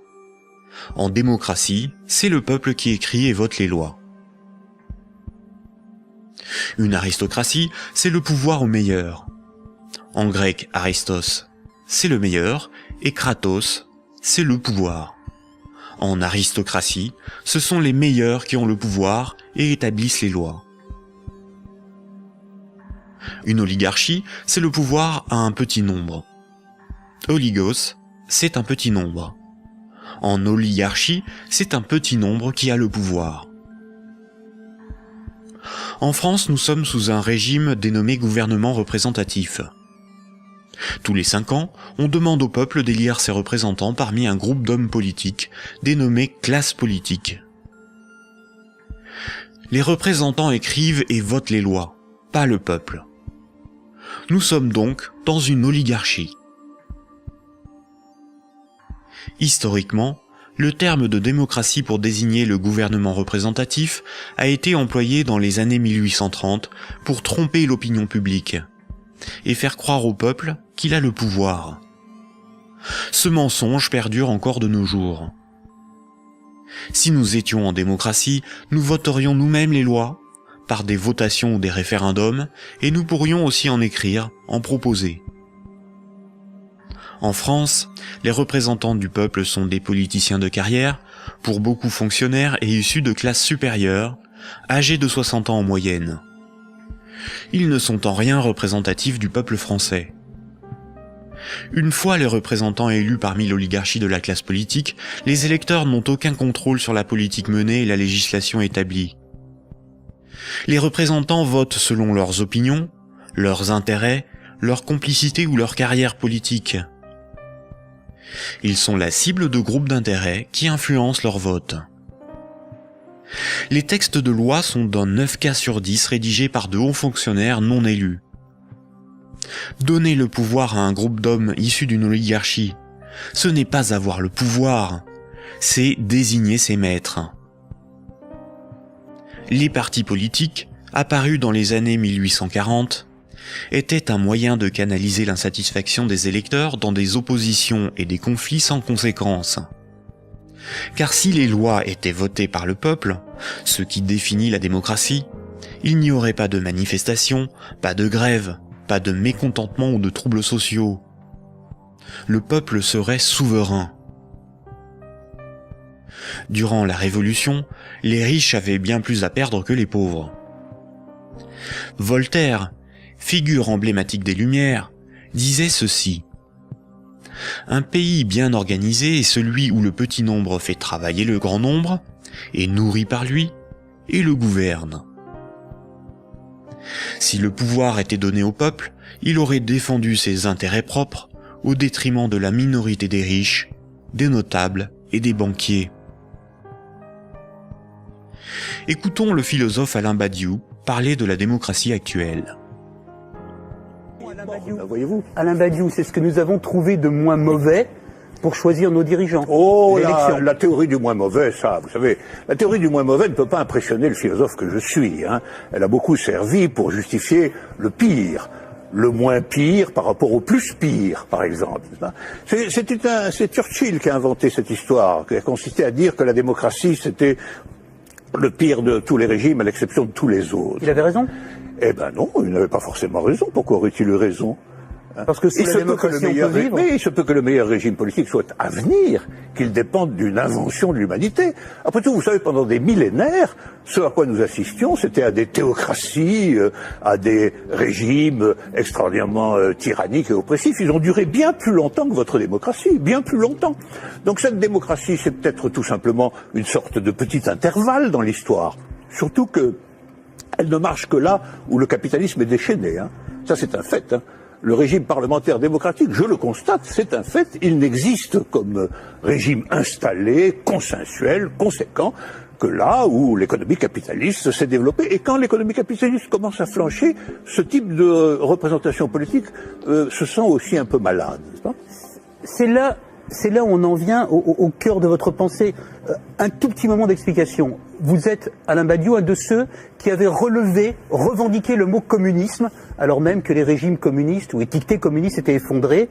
Vous aspirez à un régime politique qui serait placé sous le signe de l'égalité. Tout votre livre, toute la République de Platon, tourne autour de cette idée. La cité idéale, c'est la cité de l'égalité, la cité de l'idée juste, donc du communisme. Et quand vous nous dites, pour moi, le capitalisme, c'est l'équivalent de la démocratie, là est la racine de votre rejet de la démocratie, je ne vous trahis pas. De cette démocratie-là, parce que je n'accepterai pas de dire que je rejette la démocratie. Vous avez parlé tout à l'heure d'une illusion démocratique, mais la démocratie que nous connaissons aujourd'hui, c'est elle qui est l'illusion démocratique. Parce que personne, dans le débat politique français ou étranger, dans les pays démocratiques, ne veut abolir le capitalisme, c'est ça le sujet. C'est pas exactement ça. c'est un petit peu plus précis. C'est parce que les différents gestionnaires possibles de notre société sont des gens qui, de toute façon, admettent pour l'essentiel l'ordre établi. Ça, il faut en convenir. D'ailleurs, s'ils n'admettaient pas les uns et les autres l'ordre établi, ils n'accepteraient pas de se succéder comme ils le font. Il faut bien que tel candidat ne soit pas extraordinairement différent de tel autre pour qu'il puisse alterner le mouvement des affaires restant à peu près le même, après tout. Donc il y a un consensus fondamental qui fonde ce que vous appelez, vous, la démocratie, qui est une démocratie tout à fait normée, tout à fait particulière, et qui repose sur des acceptations fondamentales premières. Voilà. Et donc je soutiens que nous ne vivons pas du tout en démocratie. Nous vivons en réalité en oligarchie. Voilà. Nous sommes dominés par une oligarchie financière, politique et médiatique. Tout le monde le sait d'ailleurs. Tout le monde voit parfaitement qu'il faut absolument maintenir ce système pour maintenir le système politique lui-même. Qui gouverne dans la cité juste, dans la cité idéale? Eh bien, qui gouverne normalement dans la cité juste, dans la cité idéale, c'est précisément tout le monde. C'est la démocratie véritable. C'est-à-dire qu'il n'y a pas d'État séparé de l'ensemble des gens. Voilà. C'est ça la cité idéale. La cité idéale, c'est la grande idée communiste de Marx lui-même, qui est un peu oubliée, mais que je voudrais rappeler. C'est le dépérissement de l'État. C'est l'idée que l'existence d'une machine d'État oppressive, séparée, qui doit être perpétuellement validée par des élections, etc., c'est une affaire vieillie, c'est une affaire qu'il faut dépasser absolument, au nom de ce que Marx lui-même appelait un régime d'association. La capacité pour tout le monde de s'occuper de ses propres affaires. Ce qui est intéressant, et c'est là où, quand vous parliez de l'idée de Marx et de l'idée de l'association, vous êtes un fervent admirateur de ce qu'on a appelé les révolutions arabes, fervent admirateur également de ce qu'on a appelé le mouvement des indignés. Et ce qui est très intéressant, c'est que votre critique sur les révolutions arabes commence au moment où elle se transforme en processus démocratique électoral avec des élections. Oh ben c'est pas ma critique à moi, c'est d'abord la critique de tous ceux qui ont participé au mouvement dans les pays arabes. Ils ont été légèrement surpris et déconcertés par le résultat des élections. Mais le principe même des élections... Comme moi je l'ai été en mai 68. Eux aussi ils disent élections piège à con maintenant, maintenant qu'ils ont les partis islamistes dits modérés sur le dos. C'est comme si, après une révolution, une tempête révolutionnaire démocratique extraordinaire, on vous présentait un massif parti démocrate chrétien comme le vainqueur des élections. Ben vous seriez un peu étonné tout de même, hein. C'est bien la preuve qu'il y a deux sens du mot démocratie qui ne sont pas du tout homogènes. Sauf que la revendication, Alain Badiou, la revendication du peuple contre les dictateurs, c'était de pouvoir voter. Bon, la revendication du peuple contre les dictateurs, c'était que les dictateurs s'en aillent. Mais ça, c'était leur revendication unanime. Sur la question du vote, il y a eu d'innombrables débats. Comment, quand, dans quelles conditions? Ces débats ont souvent été tranchés par des autorités extérieures au mouvement populaire lui-même. En Égypte, par exemple, ils ont été largement tranchés par l'armée. Autant dire par ce qui restait du régime d'avant. Parce que la révolution a été volée par l'armée. Mais les Tunisiens, par exemple... Le gouvernement représentatif, en ne donnant aucun pouvoir aux pauvres, aux ouvriers et aux paysans, garantit la protection des intérêts des plus puissants et des plus riches. Aujourd'hui encore, le citoyen n'est qu'un électeur, un emprunteur et un consommateur. Il est informé par des médias inféodés aux grands groupes financiers et industriels dont ils sont pour la plupart la propriété. Le vote des lois par les citoyens, le référendum d'initiative populaire, ou la mise en place d'un parlement tiré au sort dans la population comme le sont les jurys populaires, qui sont des évolutions démocratiques élémentaires, sont systématiquement dénigrés dans les médias. L'Union européenne est une organisation soutenue à l'origine par les élites américaines pour éviter l'apparition d'une puissance concurrente en Europe de l'Ouest. Elle est néolibérale et structurellement antidémocratique. Si les peuples européens écrivaient et votaient eux-mêmes les lois de l'Union, Bruxelles ne serait pas la seconde place de lobbying après Washington. L'Union européenne est le royaume de Goldman Sachs et de la haute finance, dont les hommes se retrouvent à la tête de nombreuses institutions et même de certains États. Et nombreuses sont les carrières politiques se prolongeant dans le privé, au service des lobbies ou dans les grandes entreprises. Ce que nous appelons des euros, ce qui est sur notre compte en banque, ce ne sont pas des euros, mais une dette en euros.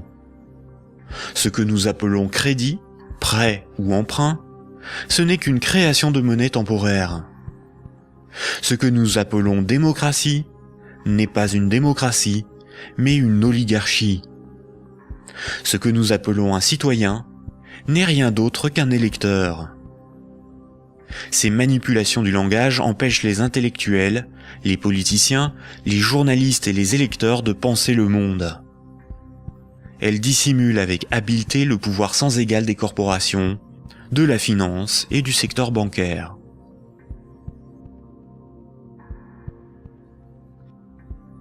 Aujourd'hui, la planète n'est plus capable de se régénérer.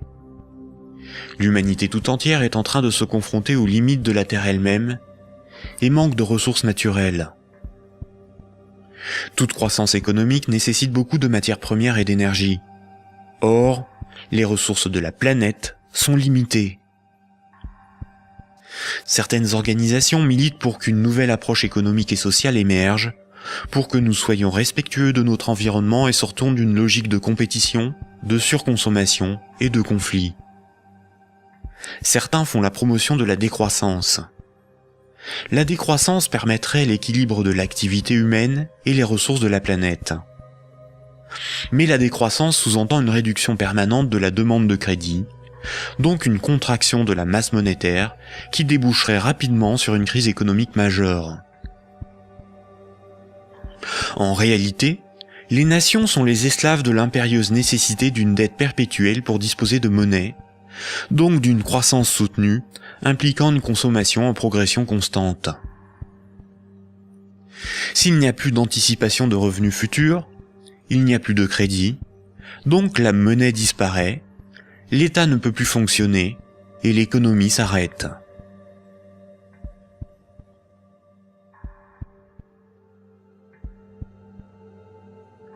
La monnaie en circulation est créée par les banques contre intérêt lorsqu'elles accordent des crédits et détruite lors du remboursement des crédits. Ce cycle monétaire garantit aux banques une rente perpétuelle. Les créanciers sont les banques et le secteur financier, et les débiteurs sont le reste du monde. Notre système économique n'est en rien libéral, puisque nous sommes dépendants des banques pour réaliser le moindre échange économique. Nous ne sommes pas libres de ne pas être endettés. La rareté de la monnaie organise la concurrence entre les individus, entre les entreprises, entre les nations. Les banques créent la monnaie en fonction de leurs propres intérêts et non en fonction de l'intérêt général. Les conflits armés sont plus lucratifs que la diplomatie. La concurrence, plus dépensière que la coopération. La spéculation plus rentable que le social. Si les banques pouvaient nous vendre l'air que l'on respire, elles le feraient. Pour certains philosophes des siècles passés, voici l'ordre naturel des choses. Le divin représente l'ordre supérieur. L'ordre moral est guidé par le divin, par le sacré. L'ordre politique est guidé, lui, par la morale. Et la finance, elle, est au service de l'ordre politique. Mais si la monnaie n'est plus le reflet des échanges économiques de ceux qui créent les richesses réelles, mais le moyen par lequel ces richesses réelles sont échangées, l'argent devient le maître du monde. Une inversion des ordres s'opère. Le divin est remplacé par l'argent. N'a de valeur que ce qui a un prix. Les marchés font office de morale. Rien ne doit enfreindre les lois du marché, bénéfiques pour l'humanité. La finance est au service des marchés. Les financiers sont les nouveaux prophètes, ils défendent l'immanente main invisible. La politique et l'État sont au service de la finance, car ils en sont dépendants.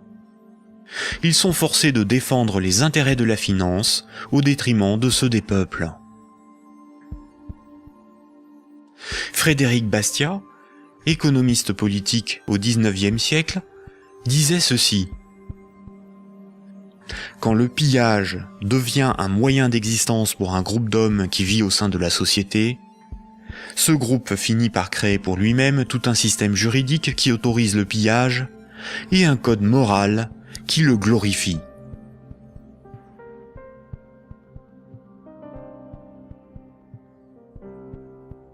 Récapitulons. Voici les points importants qu'il faut retenir.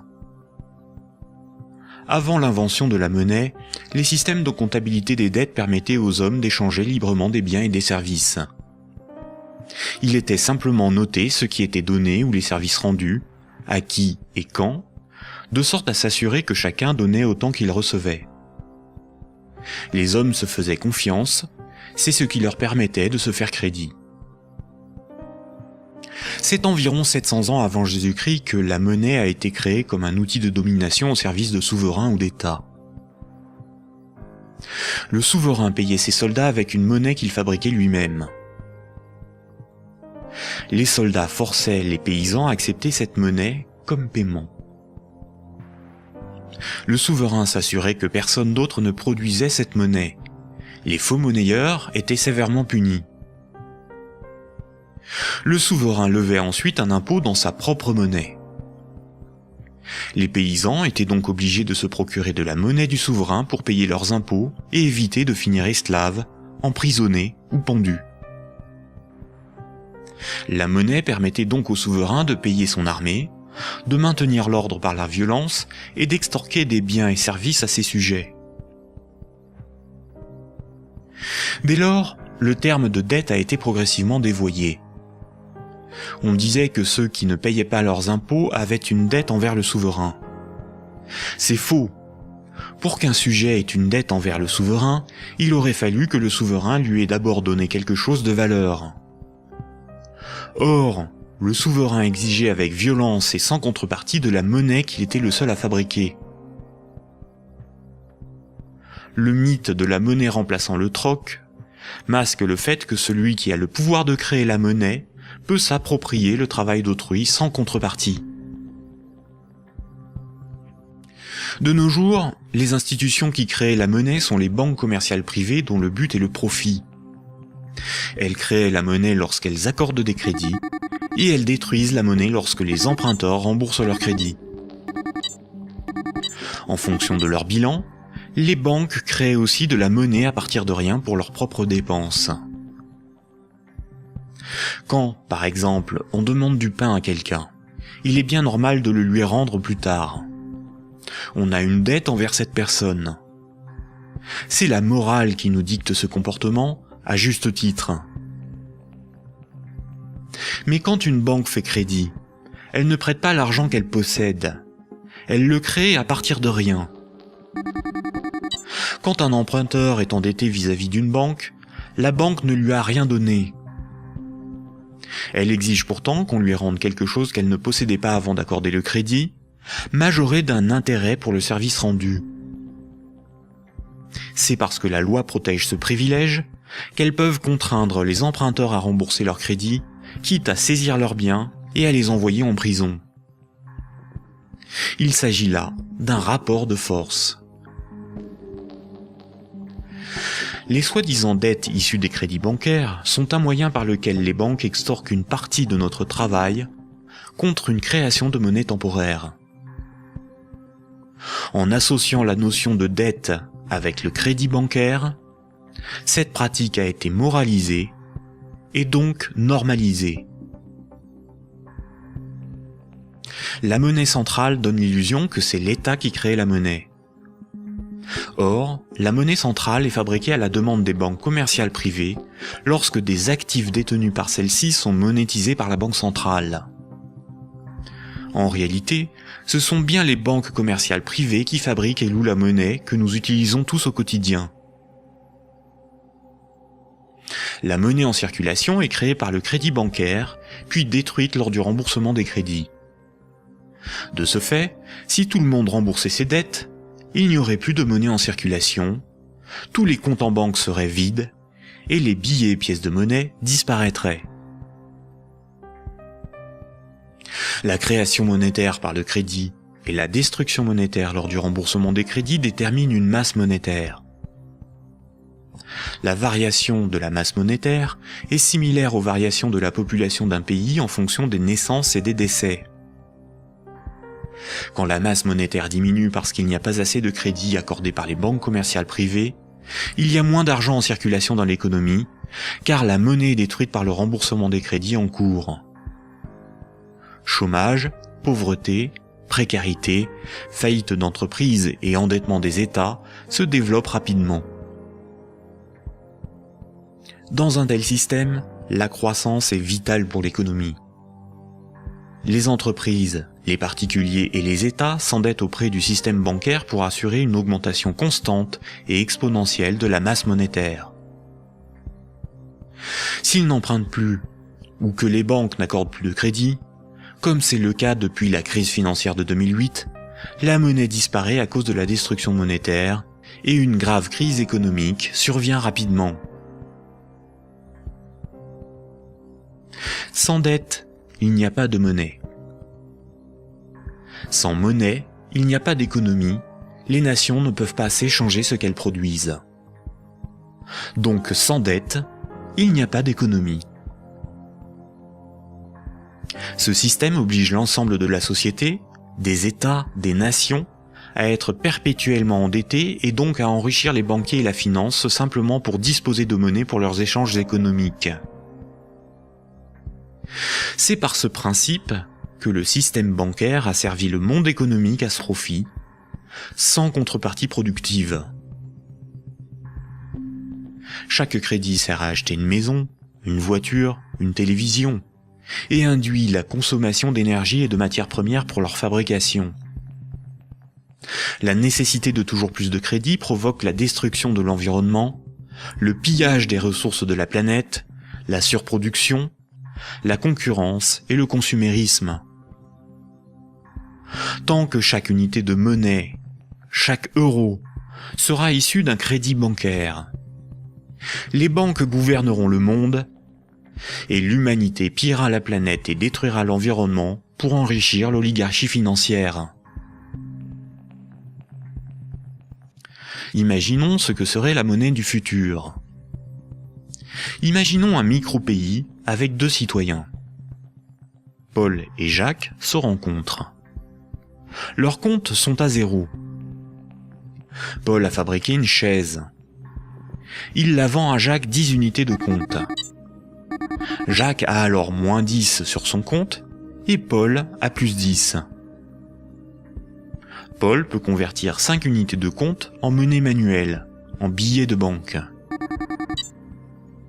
Ainsi, tant qu'ils sont dans leurs débits autorisés, personne ne peut empêcher Paul et Jacques de s'échanger ce qu'ils produisent. Leur débit autorisé est calculé en fonction de leurs actifs et de leur solvabilité, et représente le risque financier que doit assumer la société tout entière. La monnaie du futur est un jeu à somme nulle.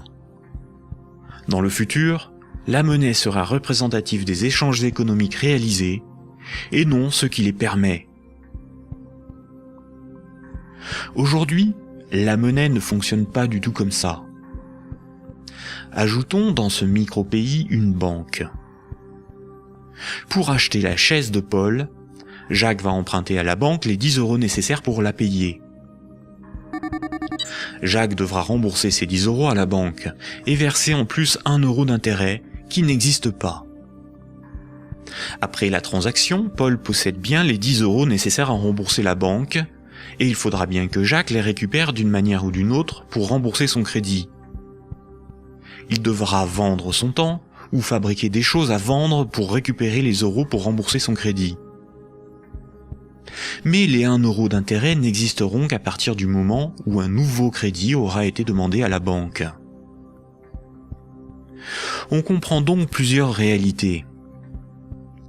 Paul et Jacques sont dépendants de la volonté de la banque d'accorder ou non le crédit pour s'échanger ce qu'ils produisent. Ils sont obligés malgré eux d'enrichir la banque en achetant de la monnaie temporaire, qui sera détruite lors du remboursement des crédits. Le remboursement des intérêts oblige Paul et Jacques à perpétuellement emprunter à la banque pour pouvoir la rembourser. Ce système crée artificiellement un manque permanent de moyens de paiement qui débouche sur une concurrence accrue pour capter la monnaie en circulation. Paul et Jacques ont avant tout le problème de se procurer de la monnaie pour vivre.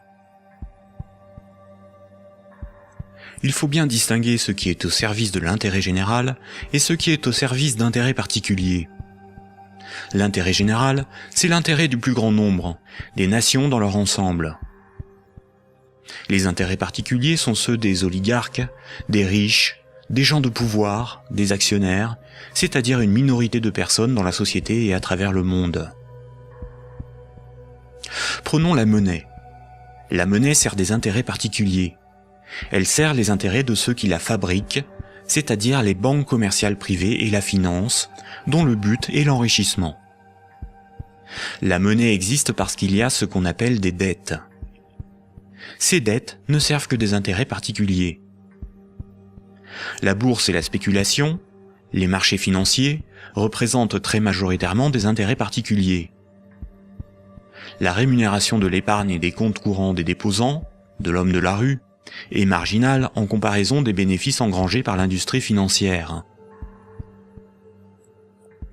Le système politique, qui est censé défendre l'intérêt général, est forcé de protéger les privilèges des banques, des corporations et de la finance.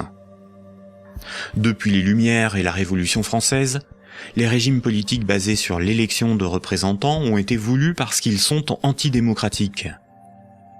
Ils permettent de défendre les intérêts de la classe supérieure et des élites par l'établissement de collusions toujours plus fortes entre la classe politique et les oligarchies financières et capitalistiques dont ils sont dépendants.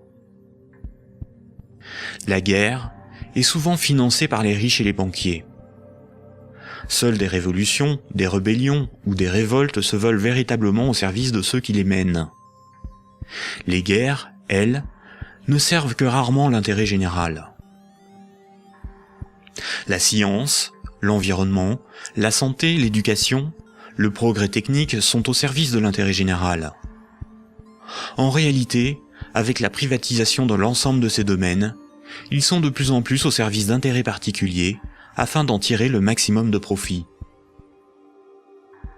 La généralisation de l'économie de marché s'accompagne d'une concentration des richesses telle qu'à l'échelle mondiale, les 85 personnes les plus riches ont autant que les 3,5 milliards les plus pauvres. Et ces disparités ne cessent aussi de s'accroître dans les pays développés. La majorité productive s'appauvrit quand une minorité financière et capitalistique s'enrichit. Les riches n'ont jamais été aussi riches. Comment en est-on arrivé à une telle situation ? Pourquoi n'y a-t-il pas de mobilisation ou de révolte contre le capitalisme et la finance déchaînée qui ne cessent de dicter leurs lois aux nations ? La dictature parfaite serait une dictature qui aurait les apparences de la démocratie, une prison sans murs dont les prisonniers ne songeraient pas à s'évader. Un système d'esclavage où, grâce à la consommation et au divertissement, les esclaves auraient l'amour de leur servitude. Aldous Huxley, dans Le meilleur des mondes. La croissance, essentielle à la domination de la finance, nécessite des travailleurs consommateurs dociles et manipulables. La télévision les divertit par les jeux, les séries, le voyeurisme de la télé-réalité et un flot d'informations brutes, sans aucune analyse, ne jouant que sur la force des images, l'émotionnel et les peurs primaires. On y fait l'apologie de l'oligarchie, des idoles, du consumérisme, de la légèreté, du sexe et de la bêtise. Consommer, c'est être libre et heureux, réfléchir est futile et ennuyeux. Le vocabulaire est réduit, le sens des mots dévoyé, de sorte qu'il n'est plus possible de penser la réalité. L'éducation est réduite à une forme de conditionnement à la servitude et d'insertion professionnelle. Un individu inculte n'a qu'un horizon de pensée limité, et plus sa pensée est bornée à des préoccupations futiles, moins il peut se révolter. La destruction des États-nations, de la cellule familiale, la négation des identités culturelles, religieuses et sexuelles, sont les moyens de supprimer tous leurs repères aux individus. Ils n'ont alors ni l'environnement social et institutionnel, ni les ressources mentales, pour s'opposer à la domination mondiale des multinationales et de l'oligarchie financière, politique et capitalistique. Il faut comprendre que la télévision, la radio et la presse sont des médias unidirectionnels, alors que l'Internet est multidirectionnel. Les médias unidirectionnels sont maîtrisés par un petit nombre de personnes soigneusement sélectionnées par les oligarchies politiques et financières pour délivrer des programmes servant leurs intérêts. L'opinion du citoyen est ainsi formatée, maîtrisée, contrôlée. À l'inverse, sur l'Internet, tous les intellectuels, philosophes et journalistes peuvent s'exprimer, partager leurs analyses, et le citoyen peut librement choisir ses sources d'information, partager ses opinions et en débattre. Pour maîtriser la liberté de l'Internet, l'oligarchie crée une fausse dissidence sous la forme de médias qui semblent subversifs, comme Mediapart, Rue 89, Le Canard enchaîné, le magazine Marianne, ou encore des organisations comme Wikileaks, dont la fonction est de canaliser les citoyens les plus critiques sur des sujets sans importance, d'organiser leur indignation, de monter les uns contre les autres, et de décrédibiliser les analyses réellement subversives. Et quand le prêt-à-penser perd trop de terrain, la liberté d'opinion et d'expression n'existe plus. L'Internet tout entier est diabolisé au nom de la démocratie, de la République, ou encore de la lutte contre un terrorisme fictif ou fabriqué. Les grands médias qualifient de racistes, de terroristes, de fascistes, de xénophobes, d'antisémites, de négationnistes, de conspirationnistes ceux qui analysent les faits, critiquent le système et tentent d'en exposer les fondements. Ces grossiers amalgames visent à empêcher le public d'écouter leurs discours, d'étudier leurs arguments et de débattre de leurs idées. Tout comme ce sont les banques qui décident ce qui doit être financé en fonction de leurs intérêts, dans les médias dominants, c'est l'oligarchie qui décide l'information qui doit être diffusée en fonction là aussi de ses propres intérêts. Le contrôle du vecteur soit de la richesse, c'est-à-dire la monnaie, soit de la connaissance et des idées, c'est-à-dire les médias, soit encore du système législatif, c'est-à-dire le gouvernement représentatif non démocratique, sont les instruments de la domination des oligarchies. Dès lors, il ne faut pas tomber dans la provocation, l'extrémisme ou la violence. La violence et la provocation sont ce que le système attend pour justifier la censure, le contrôle d'Internet et la mise en place d'un État policier.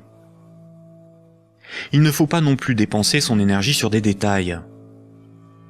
Il faut au contraire remettre en cause les fondamentaux sur lesquels repose ce système de domination. Tous les mouvements progressistes, sociaux ou alternatifs, quelle que soit leur forme, associations, partis politiques, ONG, et quelle que soit leur cause, devraient faire la promotion de 3 changements décisifs pour le monde de demain. Premier point. Remettre la création monétaire au service de l'intérêt général.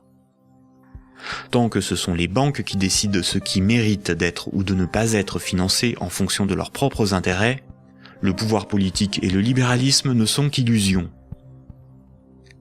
Les banques ne sont pas là pour faire du social ou de l'investissement. Elles sont là pour faire des profits en prenant le moins de risques possible. Deuxième point.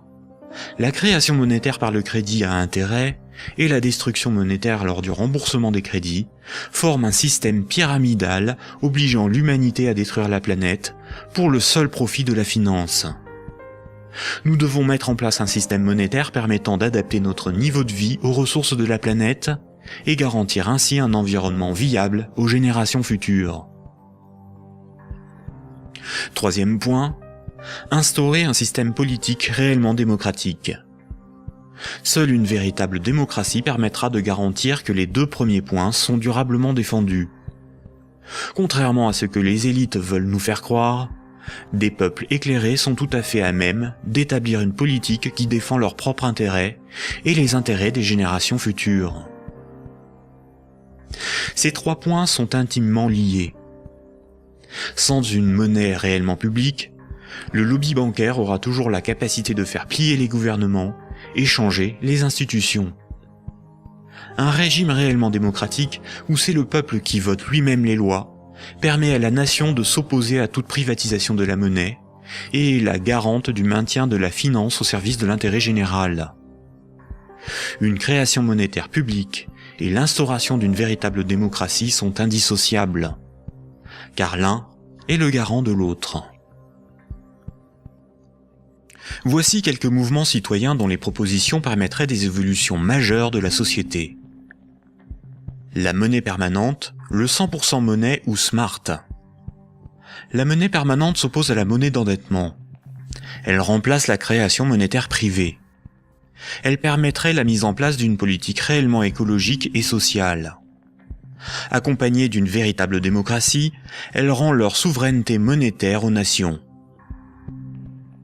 Les systèmes d'échange locaux. Les CEL sont similaires au système de comptabilité des dettes sans monnaie de l'Antiquité. Ils sont totalement indépendants de l'euro, contrairement aux monnaies locales ou complémentaires. Si une monnaie locale ou complémentaire est créée en échange d'euros donnés à l'organisation qui les gère, elle ne provoque qu'un protectionnisme marchand à petite échelle. Le revenu de base est le dividende universel. Tout en bouleversant les rapports sociaux, il impose de repenser la notion de travail, de justice, et induit une refonte du système monétaire pour être appliqué à grande échelle. Le tirage au sort. Un parlement non élu, mais tiré au sort dans la population est un système par nature démocratique, incorruptible et parfaitement représentatif. Il s'inspire de la démocratie athénienne et des jurys populaires, évite les dérives électoralistes et institue l'impuissance des lobbies. La démocratie directe. Il s'agit de faire voter les lois par référendum.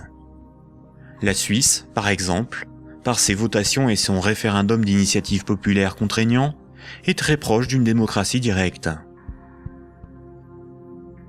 À nous de sensibiliser nos proches, nos concitoyens, nos décideurs, nos élites, sur les fondements du monde d'aujourd'hui, et de faire la promotion de ces alternatives économiques, financières et politiques essentielles au monde de demain.